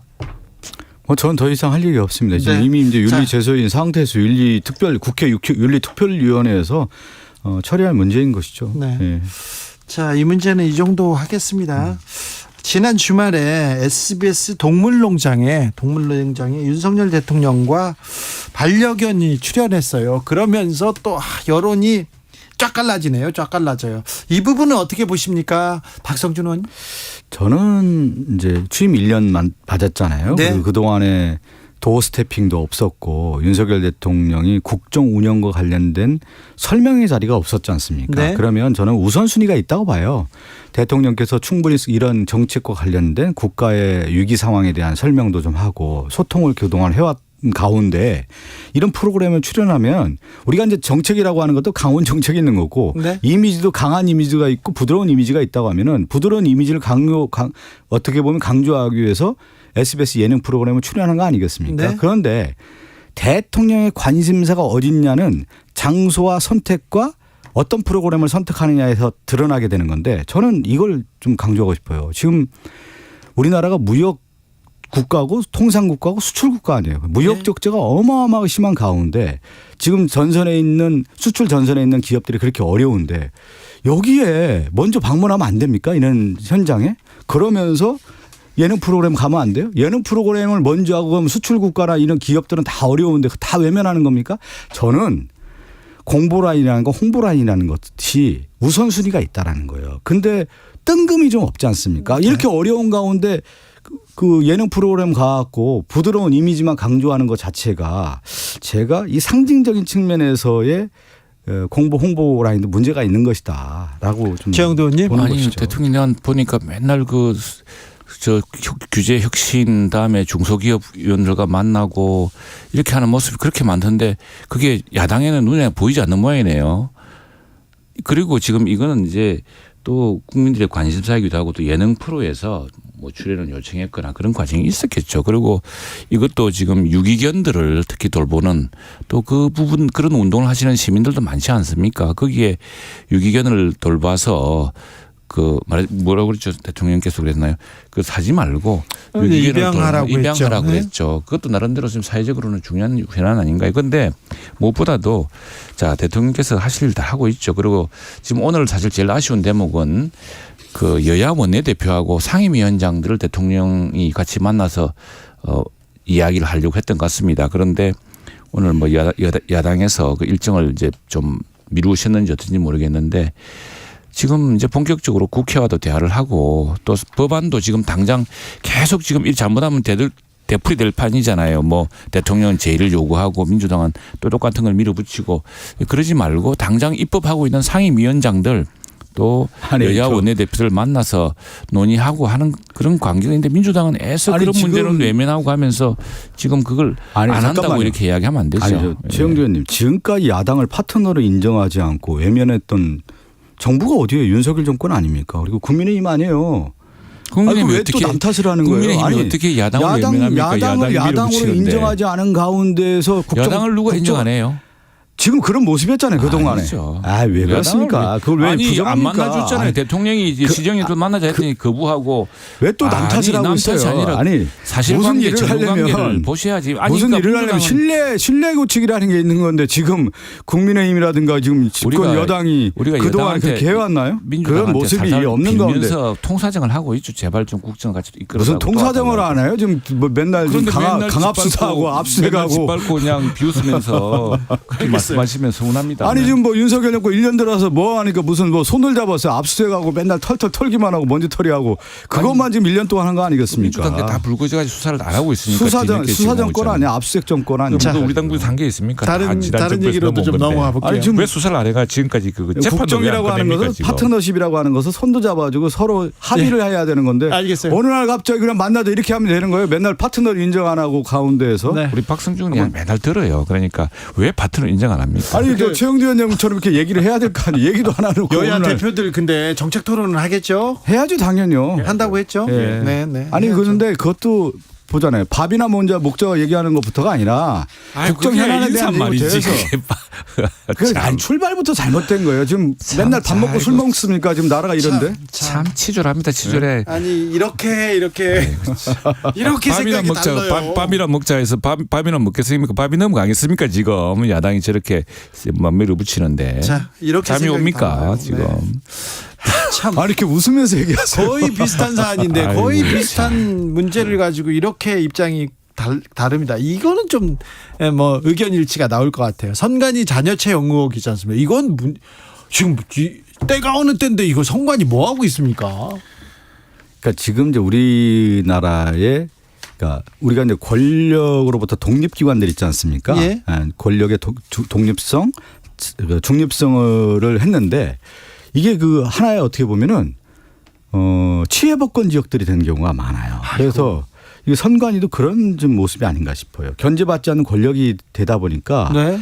이런 문제가 터진 거고 내부 안에서 해면 누가 견제하겠냐 이러한 사태가 벌어진 거죠. 그러니까 간부들 자녀의 특별 채용이라든가 아빠 찬스 채용이 있었다라는 거 분명히 문제 있는 거 아니에요? 네. 그리고 그것이 드러나지 않을 거라고 생각하는 것 자체가 큰 문제인 거죠. 지금 이 문제는 뭐 보면은 그게 사회적으로 선관위의 특혜 채용 의혹이 지금 집중된 시기가 보면은 조국 전 법무장관의 자녀 입시 자료 위조 의혹이 불거져서 온 나라가 난리 났던 2020년, 2021년에 집중됐습니다. 이른바 아빠 찬스 때문에 온 나라의 비판 여론이 비등한 상황인데도 아랑곳하지 않고 이랬다니까 야 이거 정말 심각한 상황이다. 이게 뭐 치외법권 지역도 아니고 너무한다는 생각이 듭니다. 그래서 이거는 국민적인 지금 분노를 부르기 때문에 이제 선관위도 스스로 자정 노력을 해야겠지만 이거 국회도 한번 같이 한번 들여다봐야 될 것 같아요. 이 문제는. 네. 예. 이런 독립기관들 관련해서 뭐 선관위뿐만 아니라 다른 기관에도 문제가 없는지 이런 것도 철저하게 조사할 필요가 있는 것이죠. 네. 예. 오늘 국회 과방위원장으로 장제원 의원이 선출됐습니다. 그러면서 민주당 의원들께 감사한다 이렇게 뼈 있는 인사를 하더라고요. 네. 저도 망설였죠. 장제원 의원 이거 가결시켜줘야 되나? 여야 이제 그 합의에 의해서 장제원 의원이 과방위원장이 됐는데 과연 진정한 언론계라든가 우리나라 언론에 있어서의 그런 철학을 갖고 있는 인물이냐. 저는 상당히 회의적인 인물이라고 봐요. 지금 언론 개혁이 좀 퇴보하고 있고 지금 한동훈 권력이 퇴보한다는 게 무슨 이야기입니까? 언론 관련된 지금 국가의 그 언론 자유의 수치가 좀 떨어지고 있는 거고. 언론 자유 수치는 지난번에 언론중재법 지금 얘기 좀 들어보세요. 밀어붙이다가 듣고 확 얘기하세요. 떨어질 뻔했죠. 그 제가 막아드렸습니다. 지금 자기들 권력의 입맛에 맞지 않는다고 해서 뭐 방통위원장도 쫓아내려고 하고 있고 지금 방통위원장 MBC 지금 임기가 압수수색하고 다 됐지. 있고 이 지금 보면은 언론의 자유가 좀 무너지고 있는 데 언론의 있어서 자유가 그 팽배했죠. 중심에 무슨 무너집니까? 방통위원 누가 뭐 언론 잠깐만, 자유, 과방위원장의 지금 정부를 그 장제원 무서워합니까? 위원장이 지금 선임이 됐다라는 것 자체가 심히 우려되는 상황인 것이죠. 네. 그런 아니, 근데 측면에서 봐야 되는 거 근데 아니겠어요? 우리 뭐 저 민주당 의원은 전부 언론만 보이는가 봐요. 근데 이 과방위는 과학 방송, 과학 정책, 과학 통신기술을 이하는 중요한 위치입니다. 그래서 오늘 그 장제원 위원장, 신임 위원장의 이야기도 지금 우리나라가 결국 혁신을 통해서 이루어지려고 과학, 정보, 통신, 기술 이 문제가 제일 중요하지 않습니까? 그런 문제에서 우선의 민주당과 함께 우리도 혁신을 더 이끌자고 이야기를 했고요. 방송 이런 거는 사실 그 중에 일부의 문제입니다. 그런데 민주당은 온통 그 장제원 위원장 도 방송 어떻게 지금 민주당이 막강한데 방송을 우리가 마음대로 합니까? 오피리아님께서 우길기 달고 부산 입항한 자위대 수호함, 뭐 호위함 이거 좀 자존심 상합니다. 웬 말입니까? 이렇게 물어봅니다. 근데 이게 문재인 대통령 때 했고 양측 간에 관행해야 했는데 문재인 정부 때도 왜 주영도 있고 입항을 했다는 거죠. 왜냐하면은 전 정부 탓을 하세요. 이게 이제 우리로서는 용납하기 힘들죠. 역사적으로 보면 우길기라는 게 좀 그런 태평양 자존심 상하는 태평양 지형대에 네. 있는데 국제적인 관행에 따라서 뭐 관함식이나 이런 거 할 때 했던 거고 또 이게 그래서 우리 정부가 이제 단호하게 좀 할 수도 있었는데 보니까 지난 정부 때하고 쭉 이렇게 해왔다고 하니 뭐 또 그런 어려움이 있었겠죠. 저는 윤석열 정권이 한일 관계에 대한 역사 인식과 더불어서 국민들을 바라보는 그 시각이라는 게 있잖아요. 우리가 그동안의 어떤 역사적 과정 그러면서 현재에 대한 진단과 더불어서 미래로 무엇을 나갈 것인가에 대한 부분을 해야 되는데 이 전체적으로 보면은 한일 관계에 대한 개념이 그냥 일본에 맞춰주는 구색을 맞춰주는 쪽으로 가는 것 같은 느낌을 주고 있단 말이에요. 그러니까 우리의 중심적 사고가 아니라 일본의 중심을 두고 한국이 가는 방향으로 가는 그런 모습이 되다 보니까 국민들이 바라볼 때 과연 우리 대한민국의 역사, 우리 5,000년의 역사에 있어서 일본에 대한 시각을 분명히 국민들이 갖고 있는데 그것을 부정하고 있는 것이 아니냐라고 하는 생각을 갖고 있는 것이죠. 의료 개혁이나 응급의료 체계 그리고 의사 증원 같은 필수적인 의료 개혁에 대해서 국민의힘에서 정책을 내고 그 부분에 대해서 민주당이 반대하고 보완하고 막 그런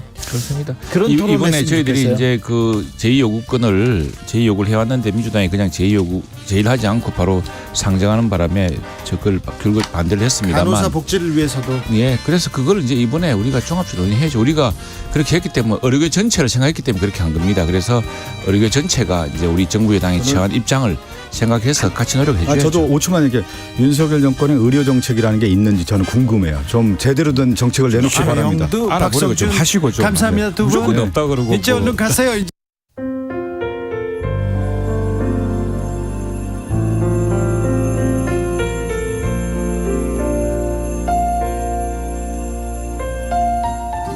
KBS 라디오 연중기획 희망충전 대한민국 536번째 이야기. 안녕하세요. 아나운서 이현주입니다. 마스크를 벗기 시작한 요즘 수호는 다가올 날들이 두렵기만 합니다. 사실 마스크 속 수호의 턱은 많이 삐뚤어져 있습니다. 왼쪽 턱이 덜 자라 오른쪽과 약 12cm 이상 차이가 나는데요. 삐뚤어진 턱으로 인해 어금니는 수시로 깨지고 통증은 더 심해지고 있습니다. 요리를 전공하고 있는 수호는 내년이면 대학으로 진학하거나 취업을 해야 하지만 아픈 턱만 생각하면 자신감이 줄어듭니다. 환한 웃음을 가진 멋진 요리사가 되고 싶다는 수호. 수호가 꿈꾸는 삶에 한 발 더 다가갈 수 있도록 여러분이 격려와 응원을 보내주세요.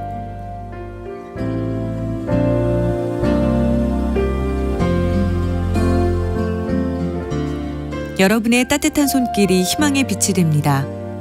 ARS 060-700-1580 060-700-1580 한 통화 3,000원으로 희망을 선물해 주세요.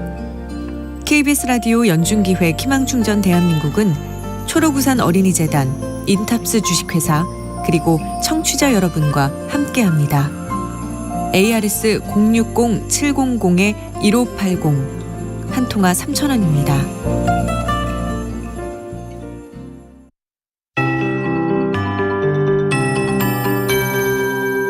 KBS 58분 날씨. 오늘도 서쪽 지역 중심으로 좀 더웠습니다. 소나기 소식도 있는데요. 대기가 불안정해지면서 기류가 수렴되는 일부 경기 쪽으로 소나기가 좀 강하게 지난 편이고요. 오늘 이렇게 일부 지역으로 소나기가 좀 지날 수 있으니까요. 주의를 하셔야 되겠습니다. 정체전선의 영향을 받고 있는 전남, 경남, 제주 내일 아침까지 가끔 비가 오겠습니다. 양은 제주가 20에서 60mm, 경남, 전남 5에서 10mm고요. 동풍 때문에 경북 일부와 울산 으로도 빗방울이 좀 떨어지겠습니다. 제주와 전남, 경남은 내일 새벽에 정체전선의 영향에서 점차 벗어나 비가 그치는데 모레 다시 정체전선이 활성화됩니다. 목요일과 금요일 남해안과 제주에 또 한 차례 비 예보가 있고요. 오늘은 이렇게 중부지방 일부 서쪽으로 기온이 27, 8도 안팎까지 올라 더웠습니다. 내일은 역시 서쪽으로 좀 더 기온이 높은데요. 전반적으로 기온이 오름세고요. 전국이 20도에서 28도 분포를 보이겠습니다. 서울, 대전, 광주 28도로 내일도 덥겠고 강릉과 대구 25, 6도 선까지 오를 전망이고요. 일부 서쪽 지역 좀 더 덥기 때문에 내일 오후에도 일시적으로 오존 농도가 좋지 않겠습니다. 미세먼지 농도는 내일 전 권역이 좋음으로 대기질은 청정하겠습니다. 현재 서울 기온 25.6도, 습도는 53%입니다. 기상청에서 최영우였습니다.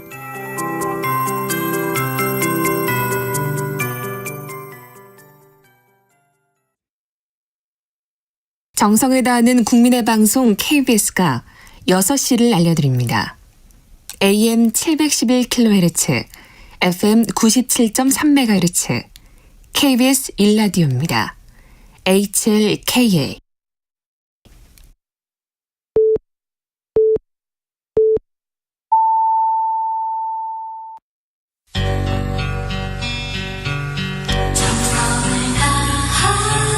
정성을 다하는 국민의 방송 KBS 주진우 라이브. 그냥 그렇다고요. 이 시각 라디오 정보센터 뉴스입니다. 윤석열 대통령이 두 번째 거부권을 행사한 간호법 제정안이 오늘 국회 본회의에서 재투표가 이루어졌지만 부결됐습니다. 경찰이 한동훈 법무부 장관 개인정보 유출 혐의로 오늘 MBC 기자의 거주지 등을 전격 압수수색했습니다. 또 MBC 사옥에 대한 압수수색도 시도했다 철수했습니다. 한국기자협회 등 언론단체 6곳은 성명서를 통해 MBC 기자 압수수색은 언론사에 대한 부당한 압박으로 볼 수밖에 없는 과도한 조치였다고 밝혔습니다. 또 비상식적 뉴스룸 압수수색 시도는 언론 탄압 시도라는 의심을 사기에 충분하다고 강조했습니다. 김건희 여사가 도이치모터스 주가 조작에 관여했다는 더불어민주당의 고발 사건에 대해 경찰이 민주당 법률국장을 고발인 신분으로 소환했습니다. 기상 악화로 다국적 해상훈련이 대폭 축소되면서 이종섭 국방부 장관의 일본 자위대함 사열이 취소됐습니다. 일본 함정은 전범기로 알려진 우길기 모양의 자위함기를 달고 있습니다. 지금까지 라디오 정보센터 뉴스 정한나였습니다.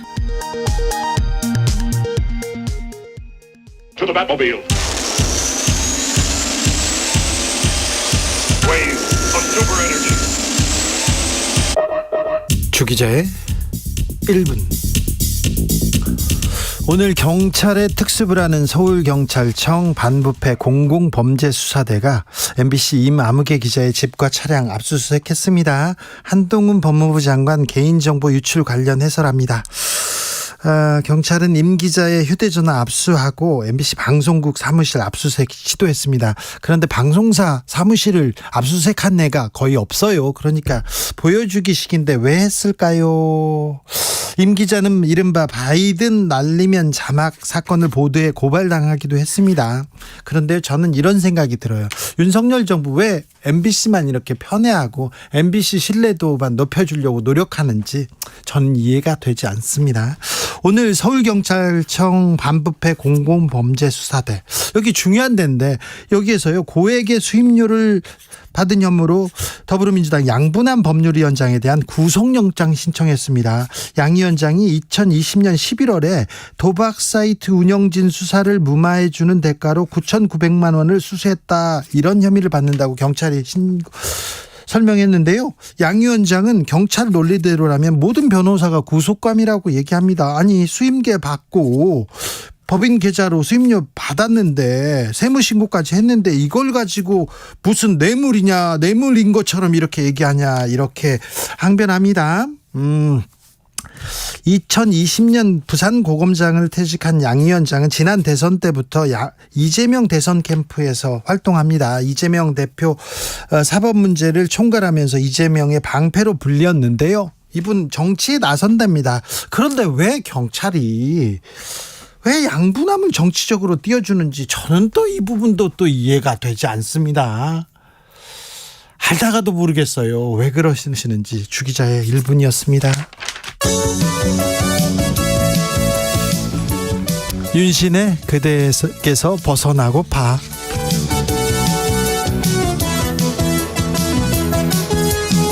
한줌의 미련을 움켜쥐고 울어도 그리움은 맺혀있고 희미하게 멀어질 사연이 이것만 때때로 폭풍처럼 뜨겁게 휘저가네. 벗어나고 싶어, 이제는 벗어나고 싶어, 벗어나고 싶어, 이제는 벗어나고 싶어. 지쳐버린 내 영혼 조금씩이라도 벗어나고파, 그대에게서 벗어나고파. 지나간 어줍잖은 사연일라 성난 파도야 삼켜버려. 옛 사연에 휘말려 복받쳐 울어도 떠밀리는 세월에 그 사람 떠나갔네. 벗어나고 싶어, 이제는 벗어나고 싶어, 벗어나고 싶어, 이제는 벗어나고 싶어. 지쳐버린 내 영혼 조금씩이라도 벗어나고파, 그대에게서 벗어나고파.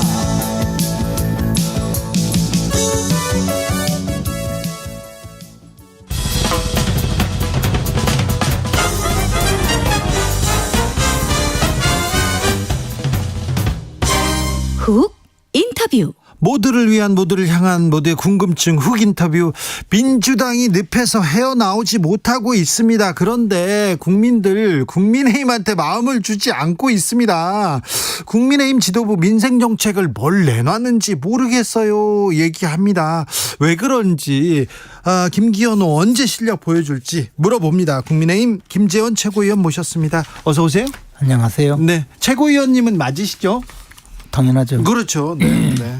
요즘 어떻게 지내셨어요? 뭐 그동안 좀 등산도 하고, 네. 책도 조금 보고, 네. 뭐 그렇게 지냈죠. 최고위원 회의는 지금 열리고 있습니까? 최고위원 회의 네. 열리고 있죠. 그렇습니까? 예. 그러면 회의도 가셨어요? 회의는 안 가죠. 왜요? 저는 의결권도 없고 참석권도 없어요. 아, 그래요? 네. 최고위원 맞는데 의결권도 없고 참석권이 없습니까? 정지가 되어 있죠. 그래서 11개월 반쯤 지나면 다시 복귀해요. 아, 그렇습니까? 네. 아, 그러면 김재원 최고위원이라고 불리는 건 맞는데 의결권이 없다, 이렇게 보면 되는 거죠? 그렇죠. 최고위에 참석해서 발언하거나 네. 의결을 하거나 그런 권한은 없어요. 네. 징계 관련해서는 또 하시고 싶은 말 많죠. 왜 김재원만 1년이야? 태영호는 3개월이고 이 납득이 안 가 이렇게 얘기하는 사람 많아요. 아니 근데 태영호 최고위원은 최고위원을 사퇴했고 예.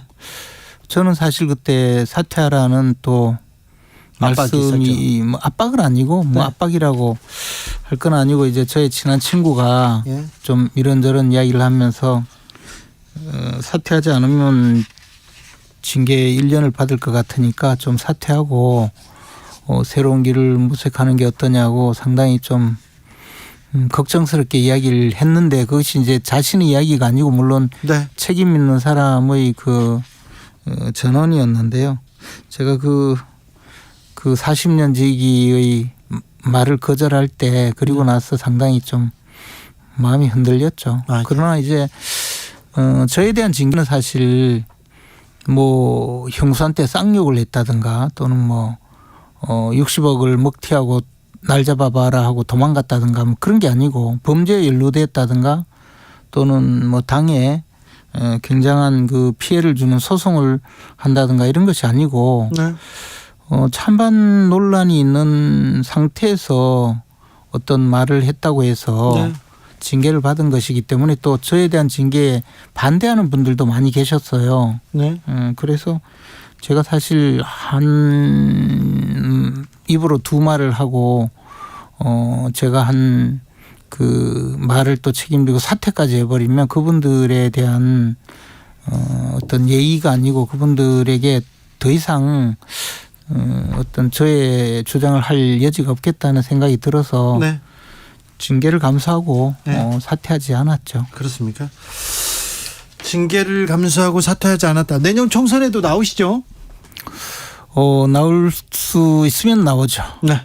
또 뭐 최고위원으로서 더군다나 제가 이제 최다 득표를 한 최고위원이고 수석 최고위원입니다. 또 나름대로 역할을 할 수 있는 여지가 있기 때문에 그 만약에 기회가 주어진다면 뭐 당연히 유권자의 심판을 받으러 출마를 하겠지만 그렇지 않더라도 최고위원으로서 여러 가지 총선에서 역할이 있을 수 있기 때문에 또 그런 역할을 할 수도 있다고 보고요. 지금 뭐 출마하겠다 이런 이야기를 할 수는 없죠. 아무튼 뭐 국민의힘 최고위원으로서 총선에서 그리고 당을 위해서 힘써달라 이렇게 응원하는 사람들 많습니다. 지금 저 게시판에도 많이 올라오고 있습니다. 김재원 최고위원 속보 말씀드리겠습니다. 윤석열 대통령이 한상혁 방통위원장 면직안을 제가했습니다. 한상혁 방통위원장 면직안 제가했습니다. 한 위원장은 앞서서 면직 시 즉각 법적 대응하겠다고 입장을 밝힌 바 있습니다. 이분 임기가 한두 달 남았는데 왜 이렇게 서둘러서 면직까지 할까요? 그런데 그분이 그 방통위원장으로서 여러 가지 불법 행위에 연루가 되었다는 그런 확실한 정황이 있고 기소가 되었잖아요. 기소가 되긴 했어요. 확실한 정황인지는 몰라도. 뭐 어쨌든 국무위원이 기소가 되었는데 그럼 뭐 당연히 면직하고 직무를 정지하는 것이 당연하고 거기에 면직 처분을 할 수가 있죠. 아니 그런데 뭐 국무위원 대접한 것도 아니지만 사실 유죄 받은 사람도 불러다 악수하고 어디 자리 주고 그런 경우 있었지 않습니까? 김태호 차장 같은 사람은 그냥 불러다가 유죄인데 거기다가 뭐 특사로 풀어주고 했잖아요. 김관진 전 장관도 있었고요. 그거는 조금 다른 개념이고. 왜 다릅니까? 더군다나 이제 한상혁 방통위원장은 업무의 특성상 엄정 중립해야 될 사람이 뭐 특정 방송사의 재심의를 방해하기 위해서 점수를 조작한다든가 이런 것은 직무와 직접 관련된 일이거든요. 점수를 조작한 부분은 직접 이렇게 또 혐의는 아닐 텐데 재판을 지켜보겠습니다. 뭐 어쨌든 이제 그런 혐의를 받고 있고 그런 분을 그냥 방통위원장으로 두고 있는 것 자체가 잘못이라고 보고요. 저는 지금 상황이 이런 진지전의 이 양상이 너무 커져서 윤석열 정부가 들어섰지만 곳곳에서는 아직도 진치전이 벌어지고 있고 그 치열한 전투 속에서 이른바 좌파들의 자신들의 이익을 위한 전투 속에서 윤석열 정부가 제대로 기능을 못하는 부분이 좀 있다고 봐요. 그래서 대통령의 지지율이 그렇게 높아지지 못하고 있는 현상이 있다고 보는데 그렇기 때문에 한상혁 방통위원장 같은 분은 속히 물러나도록 하는 것이 맞다고 봅니다. 자, 태영호 최고위원이 이렇게 물러나서요. 새로 지금 최고위원을 한 분 더 뽑는다고 합니다. 그런데 왜 이렇게 조용하죠? 누가 등록했다는 소리도 없고 왜 그러죠? 뭐 6명이나 등록했다는데요. 뭐. 아 그래요? 예. 그런데 사실 저걸 보면서 그 최고위원 전당대회에서는 굉장히 열렬하게 선거운동도 하고 또 굉장한 경쟁을 거쳐서 최고위원이 선출이 되었는데. 그렇죠. 지난번에 그랬잖아요. 예, 지금 보궐선거이고 예. 또 선거인단 자체가 좀 다르거든요. 네. 전국위원들이고 하니까 아마 출마하려는 분들도 고려해야 될 그런 여지가 많지 않을까. 저는 다만 걱정이 지금 대야 투쟁을 해야 될 상황이거든요. 앞에서 말씀드렸듯이 지금 진지전 상황이 벌어지고 있기 때문에 네. 대야 투쟁을 해야 될 그런 입장에서 최고위원의 역할이 굉장히 중요하고 네. 최고위원들의 전투력도 굉장히 중요한데 네. 너무 총선을 염두에 두고 김기현 대표를 도와서 화력을 구사해야 될 그런 분들이 조금 부족하지 않는가라는 생각입니다. 진지전 대야투쟁에서 이게 화력을 이렇게 화력을 발휘하던 김재원 최고위원은 왜 김기현 호에서 수석 최고위원인데 왜 이렇게 찬밥 신세일까요? 대선 때도 그때는 이준석 대표가 굉장히 뭐 사고를 계속 만들고 갈등을 만들 때도 그때 김재원 최고가 큰 역할을 했었잖아요. 지나간 건 다 계산 끝났고. 그래요? 네. 또 제가 이제 징계를 받음으로써 최소한 최고회의에서 발언하거나 의결권을 행사할 기회는 상실되었지만 당분간. 네. 그렇지만 저도 저 역할을 계속 할 수 있다고 봅니다. 우리 왜 어릴 때요 가장 인기 있었던 것은 TV를 보면 전 국민이 최고로 인기 있었던 프로그램이 김일 선수가 나온 프로레슬링이었거든요. 아, 그렇죠. 근데 한참 링 안에서 막 싸우다가 네. 선수가 링 넘어가서 장외에서 싸우면 그게 정말 쇼킹하고 재밌었어요. 네, 반칙도 있고요. 저도 이제 링 밖으로 나간 최고위원이죠. 아, 그래요? 예. 아, 네. 그러겠네요. 아무튼 김재원이 더 재밌을 수도 있어요. 그렇죠. 김재원이 가만히 있지는 않을 거예요. 아마 총선에 큰 변수를 만들어낼 거라고 생각해서 흥미롭게 지켜보고 있습니다. 근데 레슬링 선수가 링 밖으로 나가면 막 그때 보면 심지어는요 선수가 감독이나 심판한테 가서도 소리 지르고 하더라고요. 그렇죠. 그리고 좀 흉기 같은 거 숨겨가지고 그러진 않겠죠. 김재원인데. 하여튼 재밌으니까. 네, 알겠어요. 재미를 만들어야죠. 알겠습니다. 재미를 만들겠다. 네, 알겠어요. 네. 민주당은 어떻게 보고 계세요, 요새? 민주당이 존재한 지금까지 방식이 우리 사회에서 도덕 가치를 독점한 양 행세했거든요. 민주화 운동을 했다. 우리들은 민주화 운동을 한 희생과 헌신이 있었죠. 그런 분들이라고 하면서 도덕 가치를 독점한 양 행세했고 그러다 보니까 사실 조국 사태 같은 일도 벌어지고 계속적으로 좀 국민들이 봤을 때 이해할 수 없는 그런 부도덕한 행위도 자신들에게는 너무나 관대하고 자신들 비판하면 그 상대방에 대해서 오히려 공격하는 그런 상황이 반복되었거든요. 윤미향 의원 사건 때도 그랬었고 여러 가지 일이 반복되면서 사실 도덕적 자정 기능이 거의 상실되지 않았는가 생각을 해요. 지금 김남국 의원 사건도 저런 식으로 해결을 하려고 하는 것을 보면 저는 아마 민주당이 이제 스스로 굉장히 스스로의 모순에 빠지지 않았는가. 특히 이제 이재명 대표가 존재하는 한 어떤 형태의 범죄나 불법 행위도 감사할 수밖에 없지 않겠어요? 아니 이재명 대표는 존재하잖아요. 총선 때까지도 존재하실 거고. 저는 민주당이 만약 이재명 대표를 끌어내리는 자정 기능이 있다면 굉장히 강해지리라고 보고요.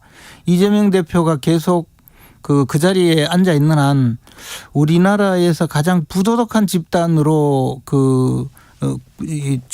우리나라에서 출현한 가장 부도덕한 정치 집단으로 바뀌지 않을까 국민들의 이미지가 그렇게 생각이 들어요. 지금 모든 범죄 행위가 있고 대표가 직접 재판을 받고 있는데도 그 당이 그냥 뭐 그걸 가지고 뭘 문제를 삼느냐 이렇게 하다가 보니까 김남국 의원에 대해서 그 윤리위원회에 제소를 하려고 하니까 눈을 들어 김재원 태영호를 보라 이런 의원도 나왔어요. 네. 그 사람들이면 그러면 뭐 제명을 10번 해야 된다고.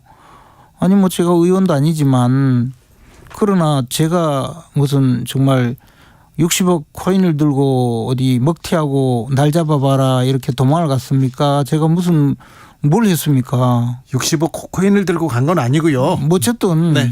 지금 이런 만약에요. 우리 당 같으면요. 이런 경우에는 즉각 그 제명을 하고 의원직 제명을 했어요. 그 곽상도 의원의 경우에 1심에서 주요 범죄 사실에 무죄 판결을 받았잖아요. 예. 그렇지만 곽상도 의원이 50억 그 자녀의 그 문제에 대해서 50억 원을 받았다는 문제에 대해서 본인은 굉장히 억울하다고 해명을 했지만 네. 우리 당에서 제명 조치를 하고 나서 이제 제명 조치를 하려니까 자진 탈당을 했거든요. 예. 그리고 나서 국회의원 제명에 우리 당도 동의를 해줬어요. 예. 그리고 나서 곽상도 의원은 무죄 판결을 받았단 말이에요. 네. 물론 검찰에서 지금 수사를 더 뭐 해서 하고 있고 또 그분에 대해서 제가 그 비호하려는 것이 아니고 국민의힘은 그 정도의 그래도 나름대로 국민적 비난을 받으면 도덕적인 감정은 살아있는데 민주당은요 전혀 이제 이 감각이 마비되고 하니까 자신들은 도덕적인 그 집단이기 때문에 우리를 건드리면 전부 부도덕하다 이렇게 생각하는 것 같아요. 마비가 됐어요 저기는. 자, 전략가이자 국민의힘의 최고의 지금 뭐지 화력을 보유한 분입니다. 김재원 최고위원이 이렇게 그러면요. 네. 국민의힘 전략상 네. 선거 전략상 이재명 대표가 그대로 있는 게 좋잖아요. 그런데 왜 이재명 대표를 비난할까요? 왜 이재명 대표를 잘못했다고 계속해서 공격할까요? 그냥 두면 되죠. 우리가 그냥 둔다고 네. 민주당 의원들이 뭐 바보도 아니고 저 민주당도 우리나라의 민주 세력의 그 총본산이고 나름대로 오랫동안 예? 정치적으로 이 큰 역할을 해온 그 우리나라의 양대 산맥이거든요. 네. 저는 아무리 민주당이 저렇게 간다고 하더라도 이재명 대표를 끌어내리지 않고 총선까지 가리라고는 생각하지 않아요. 그리고 그렇게 되면 민주당이 굉장히 강해질 거라고 생각합니다. 그렇습니다. 민주당 내에서 분명히 이재명 대표를 끌어내리는 에너지가 작동하리라고 생각합니다. 그렇습니까? 네. 그렇지 않으면 뭐 해보나 마나죠 뭐. 이재명이 두려운 건 아닙니까? 이재명이 두려운 사람이 누가 있겠어요. 물론 이재명 대표께서 그 뉴질랜드까지 같이 가서 같이 골프도 치고 또 같이 손잡고 사진도 찍고 있던 분을 몰랐다고 하는 그 뻔뻔스러움을 보니까 조금 놀랍긴 놀랍더라고요. 그리고 그 욕설을 퍼붓는 그 음성을 들으니까 놀랍고 두렵기는 하던데. 거기서 또 왜 욕설이 나오고 또 뉴질랜드가 나옵니까? 그런데 뭐 정치적으로는 그분이 있는 정당은요. 좀 뭐 그렇게 제대로 굴러갈 수 없다고 보죠. 자, 민주당이 거의 늪에 빠져 있습니다. 돈봉투 의혹이 있었고요, 코인 논란도 있었고요. 거기에 또 지지자들끼리 해서 개딸 논란도 있고 그렇습니다. 그런데 네. 민주당이 그렇게 늪에서 헤어나주지 못하는데 그렇다고 해서 국민의힘이 대안이다, 국민의힘 잘해봐라 이렇게 생각하는 사람들이 별로 없습니다. 그래서 바로 제가 이제 계속 말씀드리는데 우리 사회가 어느새 네. 좌파 정권을 거치면서 어느새 이 진취전의 증상이 너무 심해서 각각의 형태의 이 어떤 그 결정권을 가진 사람들은 전혀 다르게 대통령의 이 정치적인 철학이나 정치적인 방향과는 다른 방향으로 작동하는 분들이 많아요. 아니 그래서 언제까지 전 정권 얘기하실 겁니까? 아니 전 정권은 문제가 아니고요. 네. 전 정권은 문제가 아니고 정권이 바뀌어도 네. 정권이 바뀐 방향을 실천하지 못하도록 하는 많은 부분이 있기 때문에 저는 사회 곳곳에서 이런 카르텔을 해체하고 자유주의를 확산해 가는 것 예. 그것이 필요하다는 거죠. 예를 들어 선관위에서 자녀를 네. 그냥 채용을 하는 이건 이런 잘못됐죠. 것도 카르텔이에요. 예? 이런 걸 해체해야 돼요. 예, 노조에 예. 가보세요. 예? 노조에도 카르텔이 있어요. 새로 들어간 사람은 그 카르텔에 들어가지 못하면요 아무것도 못해요. 예? 우리가 젊은 사람들이요 실력이 있어도 응모를 했는데 가보면 이미 다 뽑아놓고 둘러리 서는 경우 너무 많아요. 이런 좌절을 겪고 있는데 그것을 해결해 주지 못하는 정치라면 우리 그 국민의힘이 네. 비록 우파 정권이라 하더라도 우파 정권의 역할을 제대로 못한다는 거죠. 저는 그래서 우리나라의 수많은 분야의 자유주의를 확산해가는 그 세부적인 정책을 지속적으로 추진하고 그것을 효과적으로 발휘하지 않는 한 쉽게 지지율이 올라가지 않는다고 봐요. 그래 네. 그런 방향으로 가야 된다고 봅니다. 대통령이 간호법에 대해서 거부권을 행사했습니다. 오늘 본회의 재투표에서 부결됐습니다. 그래서 네. 최종 폐기됐습니다. 네. 노란 봉투법이 있고요. 네. 양국법이 있었고요. 이렇게 예. 국회에서 올린 거를 대통령이 이렇게 거부권하고 그러면서 여야가 계속 대치하면 이거 정치공학적으로 정부 여당한테 유리한 겁니까? 유리하든 불리하든 문제가 아니고 그런 좋은 법인데 왜 문재인 정권에서는 만들지 않았느냐 그렇게 비판하잖아요. 저는 양곡법도 그렇고 간호법도 그렇고 노란봉투법도 마찬가지. 이것도 카르텔을 만드는 법이라고 봐요. 그래서 그 법을 만들어서 특정 분야에 종사하는 사람 그 안에 있는 사람에게는 특별한 이익을 주고 그 안에 들어가지 못한 사람은 상대적으로 불이익을 주는 법을 만들어서 그것을 대통령에게 거부권을 행사하게 함으로써 결국은 그 법을 거부권을 행사한 분들을 거부권을 행사한 대통령은 인기를 떨어뜨리고 자신들은 그런 카르텔을 만들어 주려고 했다는 그런 것 하나로 인기를 얻으려는 이런 방향의 정책이 지금 민주당의 여러 가지 그 입법인데요. 네.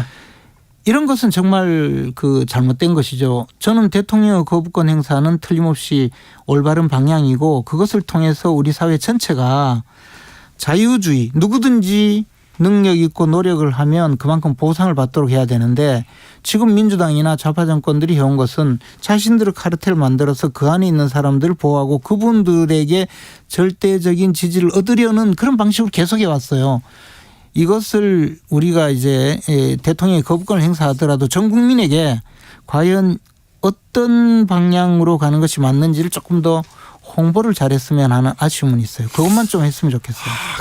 카르텔을 지킨다. 기득권을 지키기 위해서 민주당이 노력하고 있다. 국민의힘이 뭐 기득권을 만들고 기득권 지키려고는 가장 노력했던 당 아닙니까? 그러나 세부적으로 보면요. 네. 항상 민주당은요. 소수의 카르텔, 소수의 집단들에게 이익을 주고 그분들의 절대적인 지지를 얻어서 그분들을 통해서 집권해온 정당이에요. 그래서 노조, 뭐 예를 들어서 정교조 뭐 이런 분들의 절대적인 지지를 얻기 위해서 노력하고 있잖아요. 자, 그 부분에 대해서는 생각이 다른데 그 부분은 나중에 얘기하겠습니다. 법을 공부하신 분으로 표현의 자유, 집회 시위의 자유 이거 존중돼야 되는데 표현의 자유를 정말 존중해야 돼요. 예. 특히 징계하면 안 돼요. 어떻게요? 네네. 최고위원 징계하면 안 된다는 얘기구나. 네, 알겠습니다. 훅 들어와가지고 깜짝 놀랐어요. 자, 집회 결사의 자유에 대해서도 이거 경찰청에서 이렇게 나서서 이거 위헌적이다, 위법적이다 이런 비판이 있습니다. 불법 시위인지 아닌지 어떻게 알아요? 그건 뭐 법에 잘 나와 있으니까. 네. 네, 법에 세세하게 규정이 되어 있으니까 경찰이 잘 판단을 하겠죠. 그리고 요즘은요. 경찰도 어지간한 네. 그 조금이라도 무리한 법 집행을 하지 않으려고 해요. 오히려. 그래야죠. 네, 실제로 그래요. 그래요? 예. 그래서 지금 말씀하신 대로 무슨 경찰이 이 강력한 법 집행을 한다고 해서 무리하게 집회 시위를 못하게 하거나 그런 일은 없을 거예요. 아, 그럴까요? 네. 우려하는 사람들 많다니까요. 아니, 우리나라 시위대 얼마나 평화적이에요, 사실. 그렇잖아요. 그렇죠. 예, 외국 나가서 많이 보셨잖아요. 네. 그런데 우리나라 경찰이 조금의 그 예를 들어 폴리스 라인을 넘어와도 네. 외국처럼 수갑 채우거나 하지는 않죠. 네네, 알겠어요. 자, 저기 대통령 부부가 TV 동물농장에 나왔더라고요. 근데 그걸 가지고도 갑론을박이 있습니다. 이 부분은 어떻게 보십니까? 대통령께서 조금 더 국민에게 다가가기 위해서 많이 노력을 하는데 앞으로도 그런 여러 가지 노력을 좀 하는 것은 좋은 일이죠. 또 과거에 다른 대통령들도 사실 그런 역할을 좀 많이 했었고, 다만 윤석열 대통령은 그동안에 도스태핑을 했기 때문에 그런 어떤 출연이 조금 부족했던 것 같은데 네. 앞으로 국민들과 대면을 좀 늘리는 것이 좋지 않을까 생각해요. 대면을 늘리는 게 알겠어요. 그런데요, 좀 뜬금없다는 지적도 있는데, 근데 우길기 휘날리면서 일본 자위대함이 부산항 들어온 거에 대해서는 국민 감정 좋지 않습니다. 그래서 그 부분에 대해서는 여러 가지 논란이 있는데 하태경 의원은 그 욕먹을 각오를 하고 네. 우길기는 전 세계적으로 그 공인을 받았다 그런 말씀을 하셨던데요. 어쨌든 이게 이제 국민의 감정 문제, 그리고 또 일본의 어떤 그 군사적 위상 문제, 또 우리가 일본과 앞으로 어느 정도 협의를 해야 되는가, 협조를 해야 되는가, 이런 문제하고 아주 복합적으로 좀 결부가 되어 있는 것 같아요. 복합적으로 결부되어 있는데 한일 정상회담도 그렇고 계속해서 일본한테만 이렇게 일본의 마음을 살려고 노력하는 것 같아요. 이 정부는. 우리가 또 받아낼 게 많이 있겠죠. 그럴까요? 당연히 이제 예를 들어 화이트 리스트를 우리 정부에도, 우리나라에도 화이트 리스트를 다시 적용했다든지 이런 것은 사실 무역상으로 굉장히 이익이 있기 때문에 저는 그런 면에서 아마 보이지 않는 실리를 많이 챙기지 않을까 생각합니다. 너무 보이지 않아가지고 좀 보여주세요. 일단 사업하는 분들이 국제 경쟁력을 높일 수 있다면 그것만 해도 대단한 일이죠. 여기까지 들을까요? 네. 또 뵙겠습니다. 네. 김재원 국민의힘 최고위원이었습니다. 교통정보센터 다녀오겠습니다. 이현 씨. 네, 정체가 예상보다 길게 이어지고 있습니다. 곳곳에 비가 내리면서 어려움이 커지고 있는데요.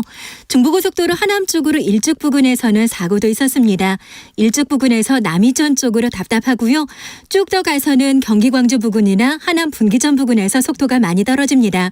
영동고속도로 인천 쪽은 전체 30km 구간 막히는데요. 특히 양지에서 용인 쪽으로 이동 많이 어려우시죠. 또 동수원에서 북수원 쪽으로도 길게 밀려가고 있습니다. 그리고 강릉 방향 광교터널 부근에서는 사고를 처리 중이라 2km가량 여파를 받고 있습니다. 서울은 올림픽대로 공항 쪽입니다. 반포 부근에서 사고 났고요. 정체는 동호에서 반포대교, 한강대교에서 가양대교 쪽으로 이어집니다. 강남 수안도로 성산대교 쪽으로 봉천터널 안에서도 사고를 처리하면서 일대로 영향을 받고 있습니다. KBS 교통정보센터였습니다.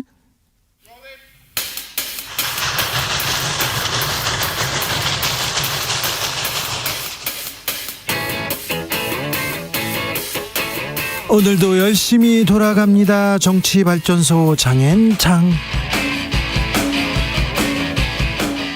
정치평론계 최고수 두 분 모셨습니다. 장성철 공론센터 소장 어서 오세요. 네, 안녕하십니까. 장윤선 정치전문기자 어서 오세요. 네, 안녕하세요. 네, 오늘은 이 얘기부터 할게요. MBC에 대한 압수수색이 있었습니다. 기자의 집과 상암동 4억 이렇게 압수수색 영장을 발부받아서 막 경찰이 열심히 하는데 사실은 사무실을 압수수색할 수는 없잖아요. 근데 왜 이렇게 경찰이 열심히 하죠? 그러니까요. 그래서 너무 이상해가지고 취재를 쭉 해봤는데 조금 길고도 복잡하긴 한데 또 압축적으로 설명을 좀 드리자면 네.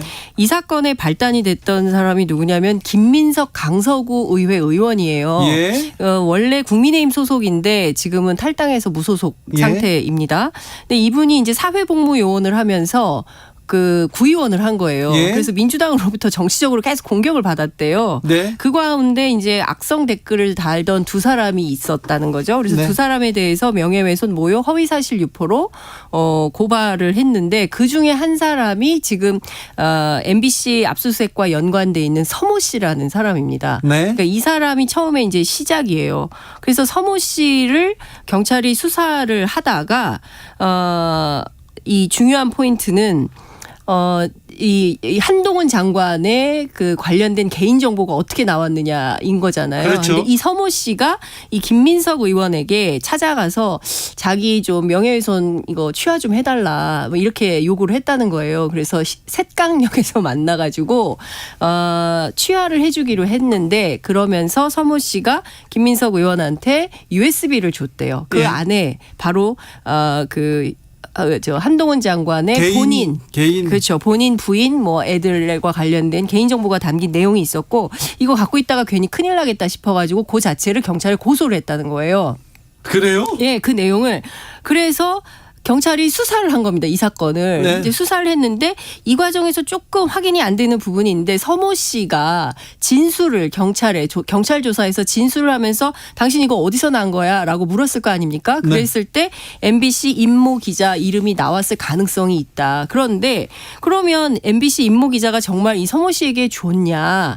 이게 확인이 돼야 되는 거잖아요. 인과관계가. 네. 근데 그게 확인이 좀 안 되고 있습니다. 준 거 아니에요? 예, 그런데 MBC에 이렇게? 제가 취재를 해보니까 압수수색 영장에는 열린공감 TV 기자에게 전달을 했다. 이렇게 되어 있대요. MBC 기자가 열린공감한테 TV 줬어요? 기자에게 줬다라고 되어 있다. 근데 이 MBC 기자는 누군지 모르는 사람이다라는 거예요. 이 땡땡땡 씨가. 모른다고요? 근데 이 서모 씨의 정체가 중요한데 이 서모 씨가 열린공감 TV, 그러니까 지금 더 탐사라는 매체로 바뀌었는데 그 전에 있었던 열린공감 TV에서 6개월 정도 일하는 경력이 있답니다. 그런데 이 임모 기자하고는 일면식이 없는 이런 상황인 거예요. 근데 이것만 가지고 MBC 본사, 국회 사무처, 경찰하고 노동조합이 오늘 1시간 정도 대치하면서 막 압수수색을 했거든요. 그러면서 기자의 휴대전화, 문서 등등을 확보해 갔고 실제로 회사에 들어가서는 기자 책상만 확인하고 실제로 압수품은 없었다는 거거든요. 근데 관련해서 일파만파 정치적으로 커지고 있는데 한동훈 장관이 오늘 무슨 얘기를 했냐면 누군가를 억지로 해코지하기 위해서 주민등록번호와 수십 년간의 주소 내역 등이 유포되고 악용하는 게 드러났는데 그냥 넘어가면 다른 국민들이 이런 일을 당해도 당연한 것이 될 것이다. 민주당은 우선 지금 이 일에 관여한 게 없는지 먼저 점검해야 된다라고 주장을 하고 있습니다. 제가 취재해보니까 이 서모 씨는 민주당하고 아무 관련이 없어요. 그런데 이제 이 얘기를 하고 있고 수십 년간의 주소 내역이 뭐냐. 이게 바로 주민등록 초본을 얘기하는 것 같습니다. 초본에는 다 나오죠. 그렇죠. 그리고 누군가를 억지로 해코지하기 위한 것이었냐. 그러면 여기서 누군가는 누구냐. 이게 한동훈 장관을 겨냥한 것이냐 아니면 서모 씨와 이 김민석 의원과의 관계인 것이냐. 이걸 좀 따져볼 필요가 있는데 중요한 포인트는 실제로 김민석 의원 이 뭐라고 얘기를 하냐면 본인도 당황했다는 거예요. 여기서 MBC 기자가 왜 나와? 나는 서모 씨를 고소했는데. 본인도 오늘 처음 알았다는 얘기를 하고 있어요. 그러니까 엉뚱한 사건이 MBC로 튀어서 MBC 압수수색을 통해서 정치적으로 크게 좀 얘기가 좀 되고 있는데 아마도 오늘 면직 통보받은 한상혁 방통위원장 관련된 이슈 그리고 정권의 방송 장악과 관련된 문제 이런 것들과 관련된 것은 아니냐라는 의혹이 있습니다.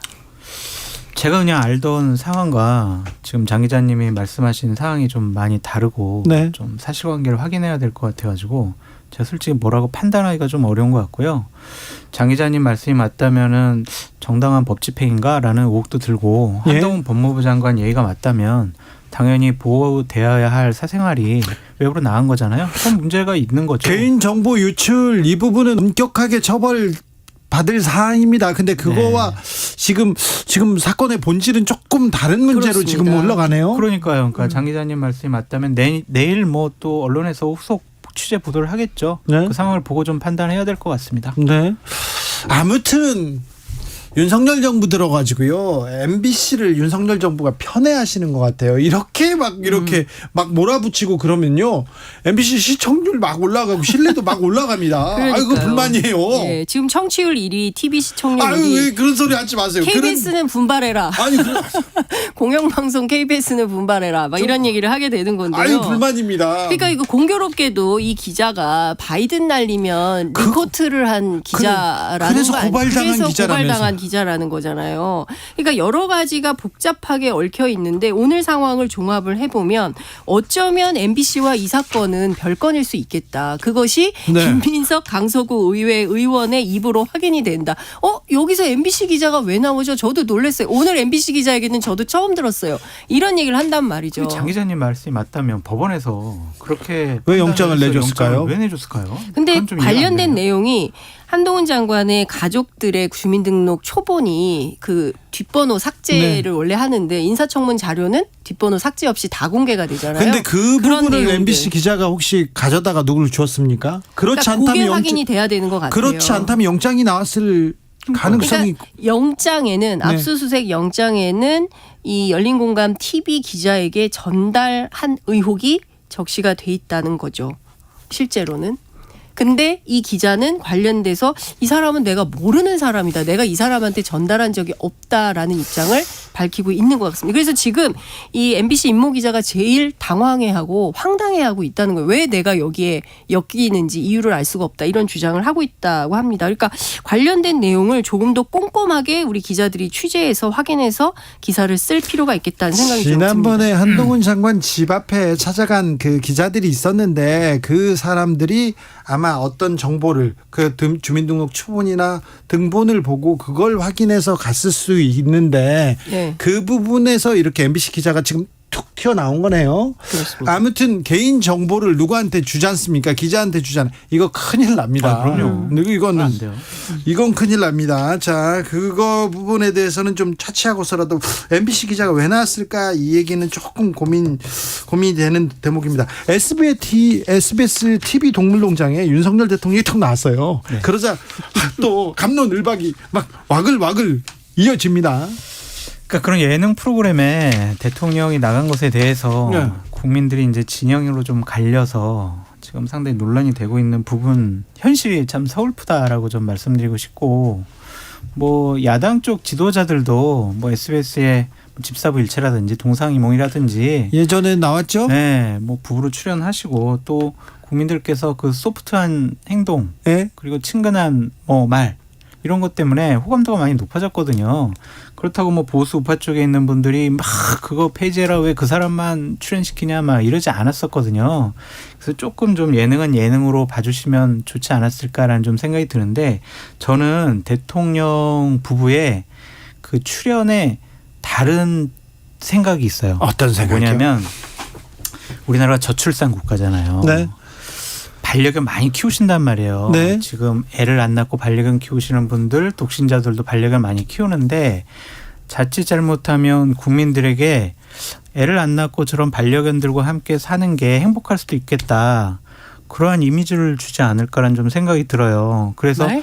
대통령께서 그 뭐 다른 아픔이 있긴 하지만 조금 좀 아이들과 함께하는 그런 모습을 좀 많이 보여주시면 어떨까 그런 생각이 좀 들더라고요. 대통령실에 올라온 사진 뉴스들 보면 어린이들과 대통령이 네. 직접 촬영한 사진들이 있는데 굉장히 밝아요. 네. 대통령 그 표정이 취임 이후 제일 밝은 것 같다는 제 느낌이 좀 들었거든요. 그러니까 아이들을 좋아하시는 것 같아요. 네. 네. 아이들, 동물 뭐 이런 되게 좋아하는 것 같은데 저는 그 출연할 수 있죠. 그리고 어쨌든 김건희 여사도 또 윤석열 대통령도 반려견들과 함께 생활하기 때문에 동물권 보호에 대해서 그 누구보다 적극적인 관심을 갖고 있을 거라고 생각하고 그걸 누가 탓하겠습니까? 예. 중요한 것은 그게 아니라 현안이 굉장히 많잖아요. 외교 현안, 경제 현안, 안보 현안, 현안들이 굉장히 많은데 그 현안에 대해서 공직자로서 당연히 국민들 앞에 서서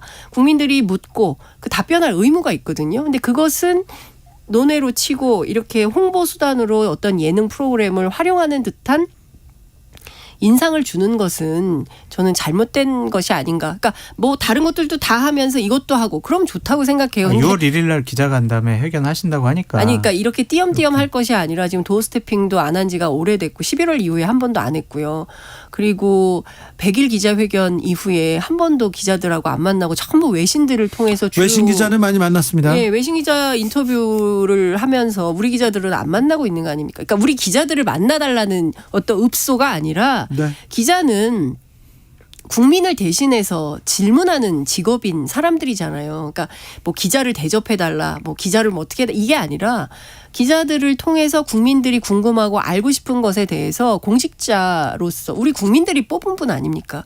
그러니까 국민들을 대신해서 대통령을 하고 있단 말이에요. 그럼 그 직분에 걸맞는 자기 역할을 좀 해주시라, 이런 말씀을 드리는 겁니다. 장 기자님 지적이 타당한 부분들이 있어요. 그럼에도 불구하고 그냥 예능 쪽에 출연을 잠깐 하신 걸 갖고 조금 과한 비판을 하는 것도 좀 문제가 있지 않을까라는 지금 우리 사회가 생각이 들어요. 정치를 바라보는, 윤석열 대통령을 바라보는 시각이 그렇습니다. 네. 나오면 그냥 쩍 갈라집니다. 물론 이재명 대표에 대한 시각도 그렇죠. 그런데 그러니까 저는 그럴수록 더욱더 국민들이, 반대편에 있는 국민들이 궁금해하고 알고 싶어하는 것들을 더 적극적으로, 더 겸손한 자세로, 그러셨구나, 궁금하셨구나, 알려드릴게요, 말씀드릴게요, 해명할게요, 해석해드릴게요, 적극적으로 하면 누가 뭐라고 하겠습니까? 오히려 지지율이 더 올라갈 거예요. 그런데 어떻게 보면 한편의 대통령, 한편을 무찌르는 어떤 대상화되는 사람들로 하니까 국민들로부터 비판이 계속 나오는 게 아닌가 싶어요. 6월 초에 있을 기자회견을 통해서 그러한 움직임들이 조금 더 적극적으로 됐으면 좋겠다. 6월 중에 기자회견을 한다고 하는데 여기에서 또 기자들이 또 국민들이 궁금해하는 걸 좀 잘 묻고 허심탄회하게 또 대답하는 그런 기회를 가졌으면 합니다. 많이 궁금해하는 건 맞습니다. 자, 그런데 이 얘기도 좀 해야 되겠는데, 일본 해상자위대 호위함이 우길기 개항하고 부산항이 이렇게 들어왔는데 이 부분에 대해서 국민 감정이 좀 상했어요. 이건 좀 기분 나빠요. 그렇게 생각하는 분들이 많습니다. 그렇죠. 받아들이기가 어렵죠. 쉽지 않죠. 네, 그 우길기 닮은 자위함기.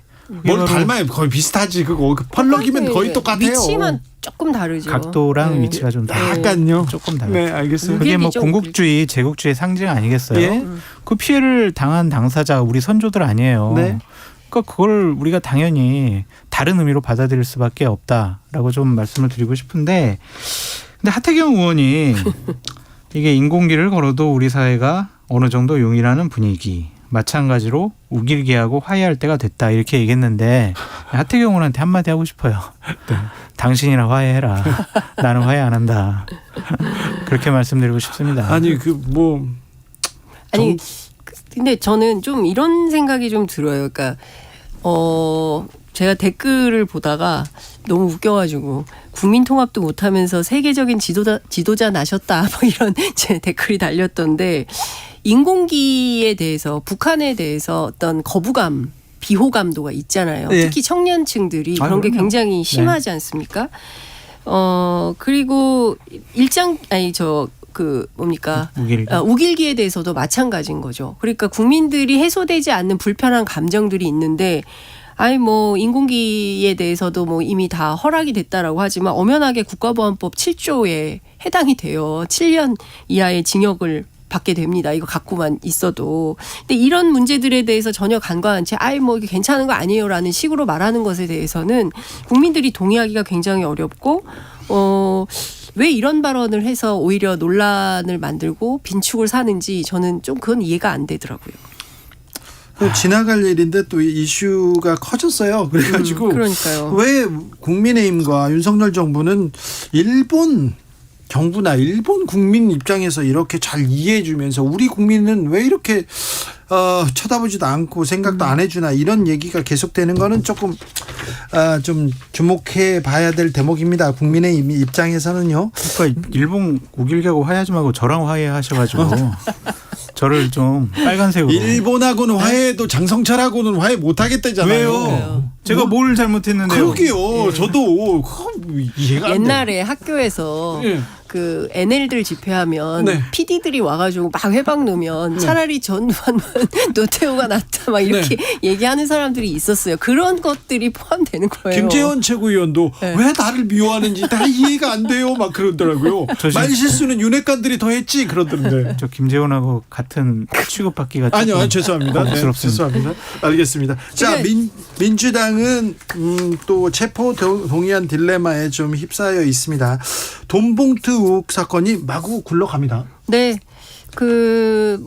어쨌든 6월 12일 있을 그 본회의에서 두 분에 대해서 어떻게 될 거냐, 윤관석, 이성만. 네. 가결 분위기가 높아요. 아, 그래요? 부는 아니다. 그러니까 제가 취재한 의원들 중에는 압도적 가결 이런 표현을 쓰는 사람도 있습니다. 지금 부결 이렇게 얘기하기가 민주당에서는 좀 쉽지 않다 그런 얘기 계속 나옵니다.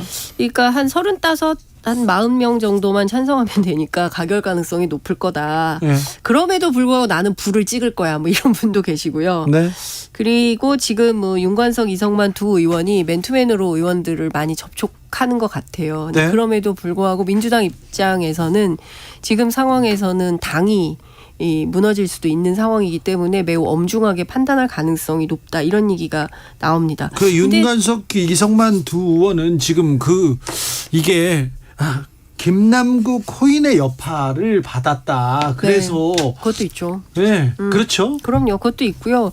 근데 민주당 안에 이런 것도 있어요. 그 다음은 누가 될까? 혹시 네. 나는 아닐까? 예. 이런 위기감과 공포감이 있는 것도 사실입니다. 근데 국민들이 두 분에 대해서는 상당히 질타하는 분위기가 많고 잘못했다라고 판정을 많이 내리고 계시잖아요. 네. 그래서 민주당 의원들이 국민의 눈높이와 상식에 맞는 결정을 하시는 게 맞다. 안 그러면은 지지율 더 떨어질 수가 있고 비호감도는 더 높아질 수가 있다라고 말씀을 드려요. 거창하게 혁신위원회를 구성을 해서 자 우리 당 이렇게 혁신할게요. 이거보다는 이렇게 국민들이 먼저 판단하는 부분에 대해서 상식적인 결정을 내리시는 것이 옳다라고 말씀을 드립니다. 결국에는 지지율이 말해줄 것 같아요. 뭐 6월 10일 날 그쯤에서 민주당 지지율이 막 올라가면은 아마 의원들이 좀 다른 생각도 가질 수 있겠지만 지지율이 좀 안 좋거나 떨어지게 된다면 야 큰일 났다. 이거 우리 국민의 상식적인 눈높이에 맞는 결정해야 된다라고 생각할 것 같습니다. 그래서 저도 가결돼야 하고 가결될 것으로 분석을 하고 예측을 합니다. 그런데 또 민주당은 또 하나의 숙제가 생겼는데 왜 이 문제가 여기 강성 지지자 개딸을 두고 왜 당내 갈등이 다시 촉발되는지, 왜 김남국 얘기에서 이 개딸로 오고 또 돈봉투에서 왜 개딸로 넘어오지, 이 부분 근데 좀. 그 부분에 대해서 그 사선 의원 중에 안규백 의원이라고 네. 있어요. 이분이 저한테 무슨 얘기를 하냐면, 아니 지금 이분은 뭐 친명도 비명도 아니라고 본인 주장을 합니다. 그 지금 뭐 수만 명이 몰려다니면서 누군가를 린치하고 있는 게 아니지 않냐. 그 제명인의 마을 도대체 몇 명인지는 모르겠지만 이 사람들 때문에 신경 쓰여서 정치 못할 수준이냐. 지금 민주당 그건 아니지 않냐. 지금 당장 우길기 앞세운 자위대 호위함이 부산항에 입항을 하고 또 북한이 정찰 위성을 쏘고 그리고 후쿠시마 오염수 문제가 있고 그리고 뭐 지금 경제 상황도 매우 엄중하고 안 좋은데 이 상황에서 이 문제를 가지고 막 내부에서 다투고 이거를 정치 쟁점화하는 것이 민주당에게 도움이 되느냐. 왜 이런 방식으로 하는지 모르겠다라고 중진들은 문제 제기를 하고 있어요. 그런데 라디오 인터뷰에 나와서 몇몇 의원들이 계속 제명인의 마을 얘기를 하고 있어요. 이장직 내려놔라. 그러면 이 얘기를 합니다. 아니 그러면 이재명 대표가 제명인의 마을 이장직 내려놓으면 그다음부터 뭐 절연하면 그다음부터 뭐 민주당이 엄청 정치가 잘 될 거냐? 그렇지 않다는 거예요. 근데 이런 방식으로 하는 것이 옳지 않다. 근데 왜 이게 안 되냐? 정무 판단이 잘 안 된다. 그러면서 사무총장 문제를 또 얘기하는 분들이 계십니다. 근데 이재명 당대표가 그 끈을 놓지 않으려고 하는 것 같아요. 나를 옹호해주는 강력한 지지그룹인 개딸들이 만약 없다면 나는 내 당내에서의 권위와 리더십은 상당히 허약할 수밖에 없어. 그래서 나를 공격하는 비명계 의원들을 대신해서 싸워주는 개딸들과 또한 뭐 제명인의 마을에 계시는 지지자분들과 나는 절연할 수 없어라고 생각하는 것 같아요. 그 일견 타당하다고 보여져요. 그렇죠. 그러니까 이분들이 코어 그룹인 거예요. 이재명 대표 입장에서 볼 때는 그렇죠. 그 뭐 한 통상 뭐 민주당 뭐 무슨 당원 굉장히 많다고 하지만 한 100만 잡는 것 같아요. 그러면 이분들이 흔들리면 내년 총선에서 민주당 굉장히 어려울 수 있다고 판단을 해요. 그래서 그런 것 때문에 이러지도 저러지도 못하는 측면은 있는 거죠. 그래서 뭐 문제가 되는 이슈마다 뭐 제명 처리도 하고 뭐 무슨 당 내부에서 징계도 하면서 가야 되는 것이지 이분들 집단 전체를 빼놓고 뭘 한다 이런 생각은 민주당 지도부가 안 하고 있는 것 같습니다. 그러니까 지지자분들에게 좀 말씀드리고 싶은 건 뭐냐면 내가 좋아하는 정치인 지도자 막 응원하시고 그 사람들 어려움에 처음에는 옹호하세요. 네. 그런데 그 내가 좋아하는 사람에게 다른 얘기 한다고 그래서 네. 돌격 앞으로 처단하자. 욕하면 안 돼요. 그러니까 저도 그게 문제인 것 같아요. 욕하면 그러면 지지하는 분 욕 먹이는 겁니다. 그럼요. 네. 자, 그 지지자들을 앞장 세워서 정치하는 의원이 있고 그리고 그 사람들을 반대하는 의원들이 그분들이 좀 문제지 그 지지자들한테 이렇게 돌을 던질 일은 아닌 것 같아요. 그런데 그렇죠. 지금 계속해서 여기에서 싸움이 붙습니다. 그거 민주당한테는 굉장히 좀 좋지 근데 않아요? 제가 매우 말씀드리면 나쁘죠. 우리가 이제 어디 경기장에 가잖아요. 그러면 양쪽 응원단이 나눠가지고 막 내가 좋아하는 팀을 막 응원하잖아요. 네. 그걸 보면 우린 기분이 좋잖아요. 네. 근데 응원단이 서로 상대 진영을 향해 가지고 막 야유하고 뭐 던지고 이러면은 그 경기장 난장판 될 거 아니겠습니까? 야유까지는 그런데 돌 던지고 거기에 무기 던지고 그러면 안 되거든요. 그럼요. 아니 싸움도 나고 그러잖아요. 네. 그러니까 안 그러셨으면 좋겠어요. 네. 그러니까 저도 그 문화를 바꾸는 게 진짜 중요할 것 같아요. 그러니까 긍정의 에너지를 가지고 그 정치인이 잘 정치를 할 수 있도록 뒷받침하는 방식으로 존중과 배려를 바탕으로 이 팬덤을 가져간다고 한다면 국민의힘도 우리도 저런 거 좀 있었으면 좋겠다 이렇게 생각할 거예요. 근데 팬덤 그 자체 문제가 아니라 상대방을 향해서 네. 끊임없이 비판하고 뭐 그만둬라 어쩌라 이런 얘기를 하니까 네. 이게 파장이 커지는 것 같습니다. 그러니까 근데 민주당은 여기서 빨리 벗어나야 될 텐데 못 벗어나요. 왜 이 얘기만 하고 있을까? 못 벗어나요. 조기숙 교수는 네, 조기숙 네, 교수는 네. 노사모하고 개딸들은 아예 다르다 이렇게 얘기하던데. 뭐 다를 수 있죠. 저는 이제 노사모 시절은 사실 노사모는 어찌 보면 시민운동적 차원이 정치운동, 정치개혁운동 차원의 어떤 운동가들도 많이 결합이 돼 있었어요. 그렇죠. 그런데 동지적 결합이라고 생각하는 노사모 그렇죠. 회원들 많았죠. 예. 그리고 뭐 노짱과 본인들과의 관계를 수평적으로 생각을 하기도 하고 물론 개딸들도 그렇겠죠. 개혁의 딸들도 개혁의 이름으로 들어와 있는 것이기 때문에 저는 좀 그 문화도 좀 진보적으로 했으면 좋겠어요. 그러니까 이게 계속 끊임없이 막 이걸 가지고 분탕질하고 이게 또 정쟁거리가 되고 이걸 가지고 당내에서도 싸우고 국민의힘으로부터도 공격받고 결과적으로 이재명 대표에게 마이너스가 되는 정치거든요. 그러니까 정치는 플러스가 돼야지 마이너스가 되는 방식으로 하면 오히려 이재명 대표를 힘들게 하고 아프게 하는 거다. 그 부분 좀 주목하셔야 될 거예요. 그러니까 이재명 당대표도 조금 좀 오해 살만한 행동은 안 하시는 게 좋다라고 말씀을 드려요. 오해 사단이요? 자제령 내리고 수박 드시고 그러면 지지자들은 야 봐라 우리 지도자가 수박을 공격하라는 신호를 줬다.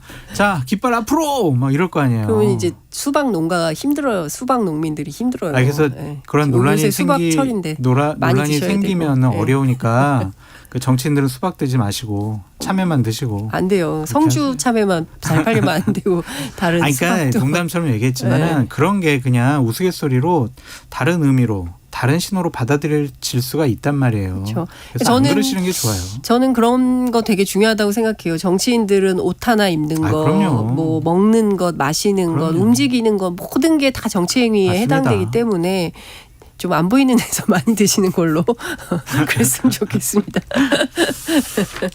동의를 안 하시네요. 이 논란은 벗어나야 되는데 민주당은 뭐 악재가 계속되고 있습니다. 그리고 또 검찰 수사도 이어질 거고요. 또 코인 수사는 좀 시간이 걸려서 그렇지만 절대 끝나지 않을 거고요.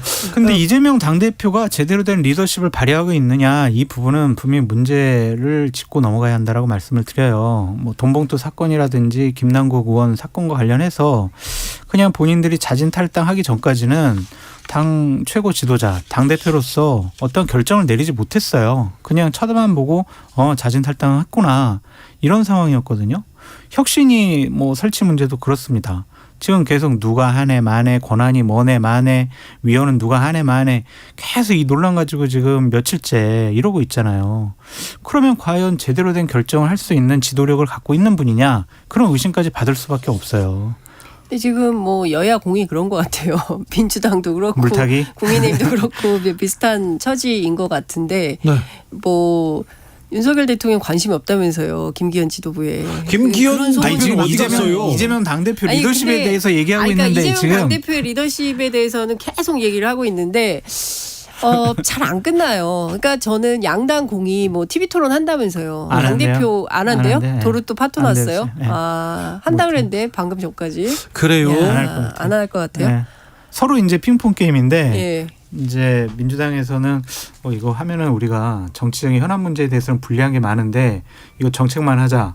이렇게 국민의힘이 받지 못할 안을 던진 거예요. 국민의힘으로서는 당연히 안 받죠. 정책도 하고 돈봉투 사건, 김남국 고인 사건 이런 거 다 해야지 이런 입장인 것 같은데 제가 확인한 서로 조율이 안 되는 것 바로는 같아요. 김기현 대표가 되게 반기고 좋아하고 자신의 대선 행보의 일환으로 이번 TV 토론을 생각하고 있다는 얘기까지 지도부 관계자가 전해주던데 그러면 민주당 입장에서도 되게 좋아해요. 이재명 이거 꼭 해야 대표가 돼. 마다할 사람이 이유가 아니지 않았죠. 없죠. 안될 그리고 거예요. TV 토론은 이재명 대표가 굉장히 좋아하는데 어쨌든 핵심 관계자가 안 할 것 같으면 안 하는 것일 수도 있어요. 근데 내부에서는 이거 왜 하냐, 김기현 대표 왜 하냐, 이상한 수를 뒀다라고 비판적으로 그 주변에서는 얘기가 나오긴 합니다. 제가 이거 하지 참모였어도 말아야 된다. 제가 참모였어도 참모들이 반대하고 있어요. 김기현 말렸을 대표는 것 같아요. 원하는데 참모들이 반대하고 있는 걸로 알고 있어요. 득점 포인트가 별로 없어요. 예. 이거 해봐야 이재명 대표만 좋다. 그래요?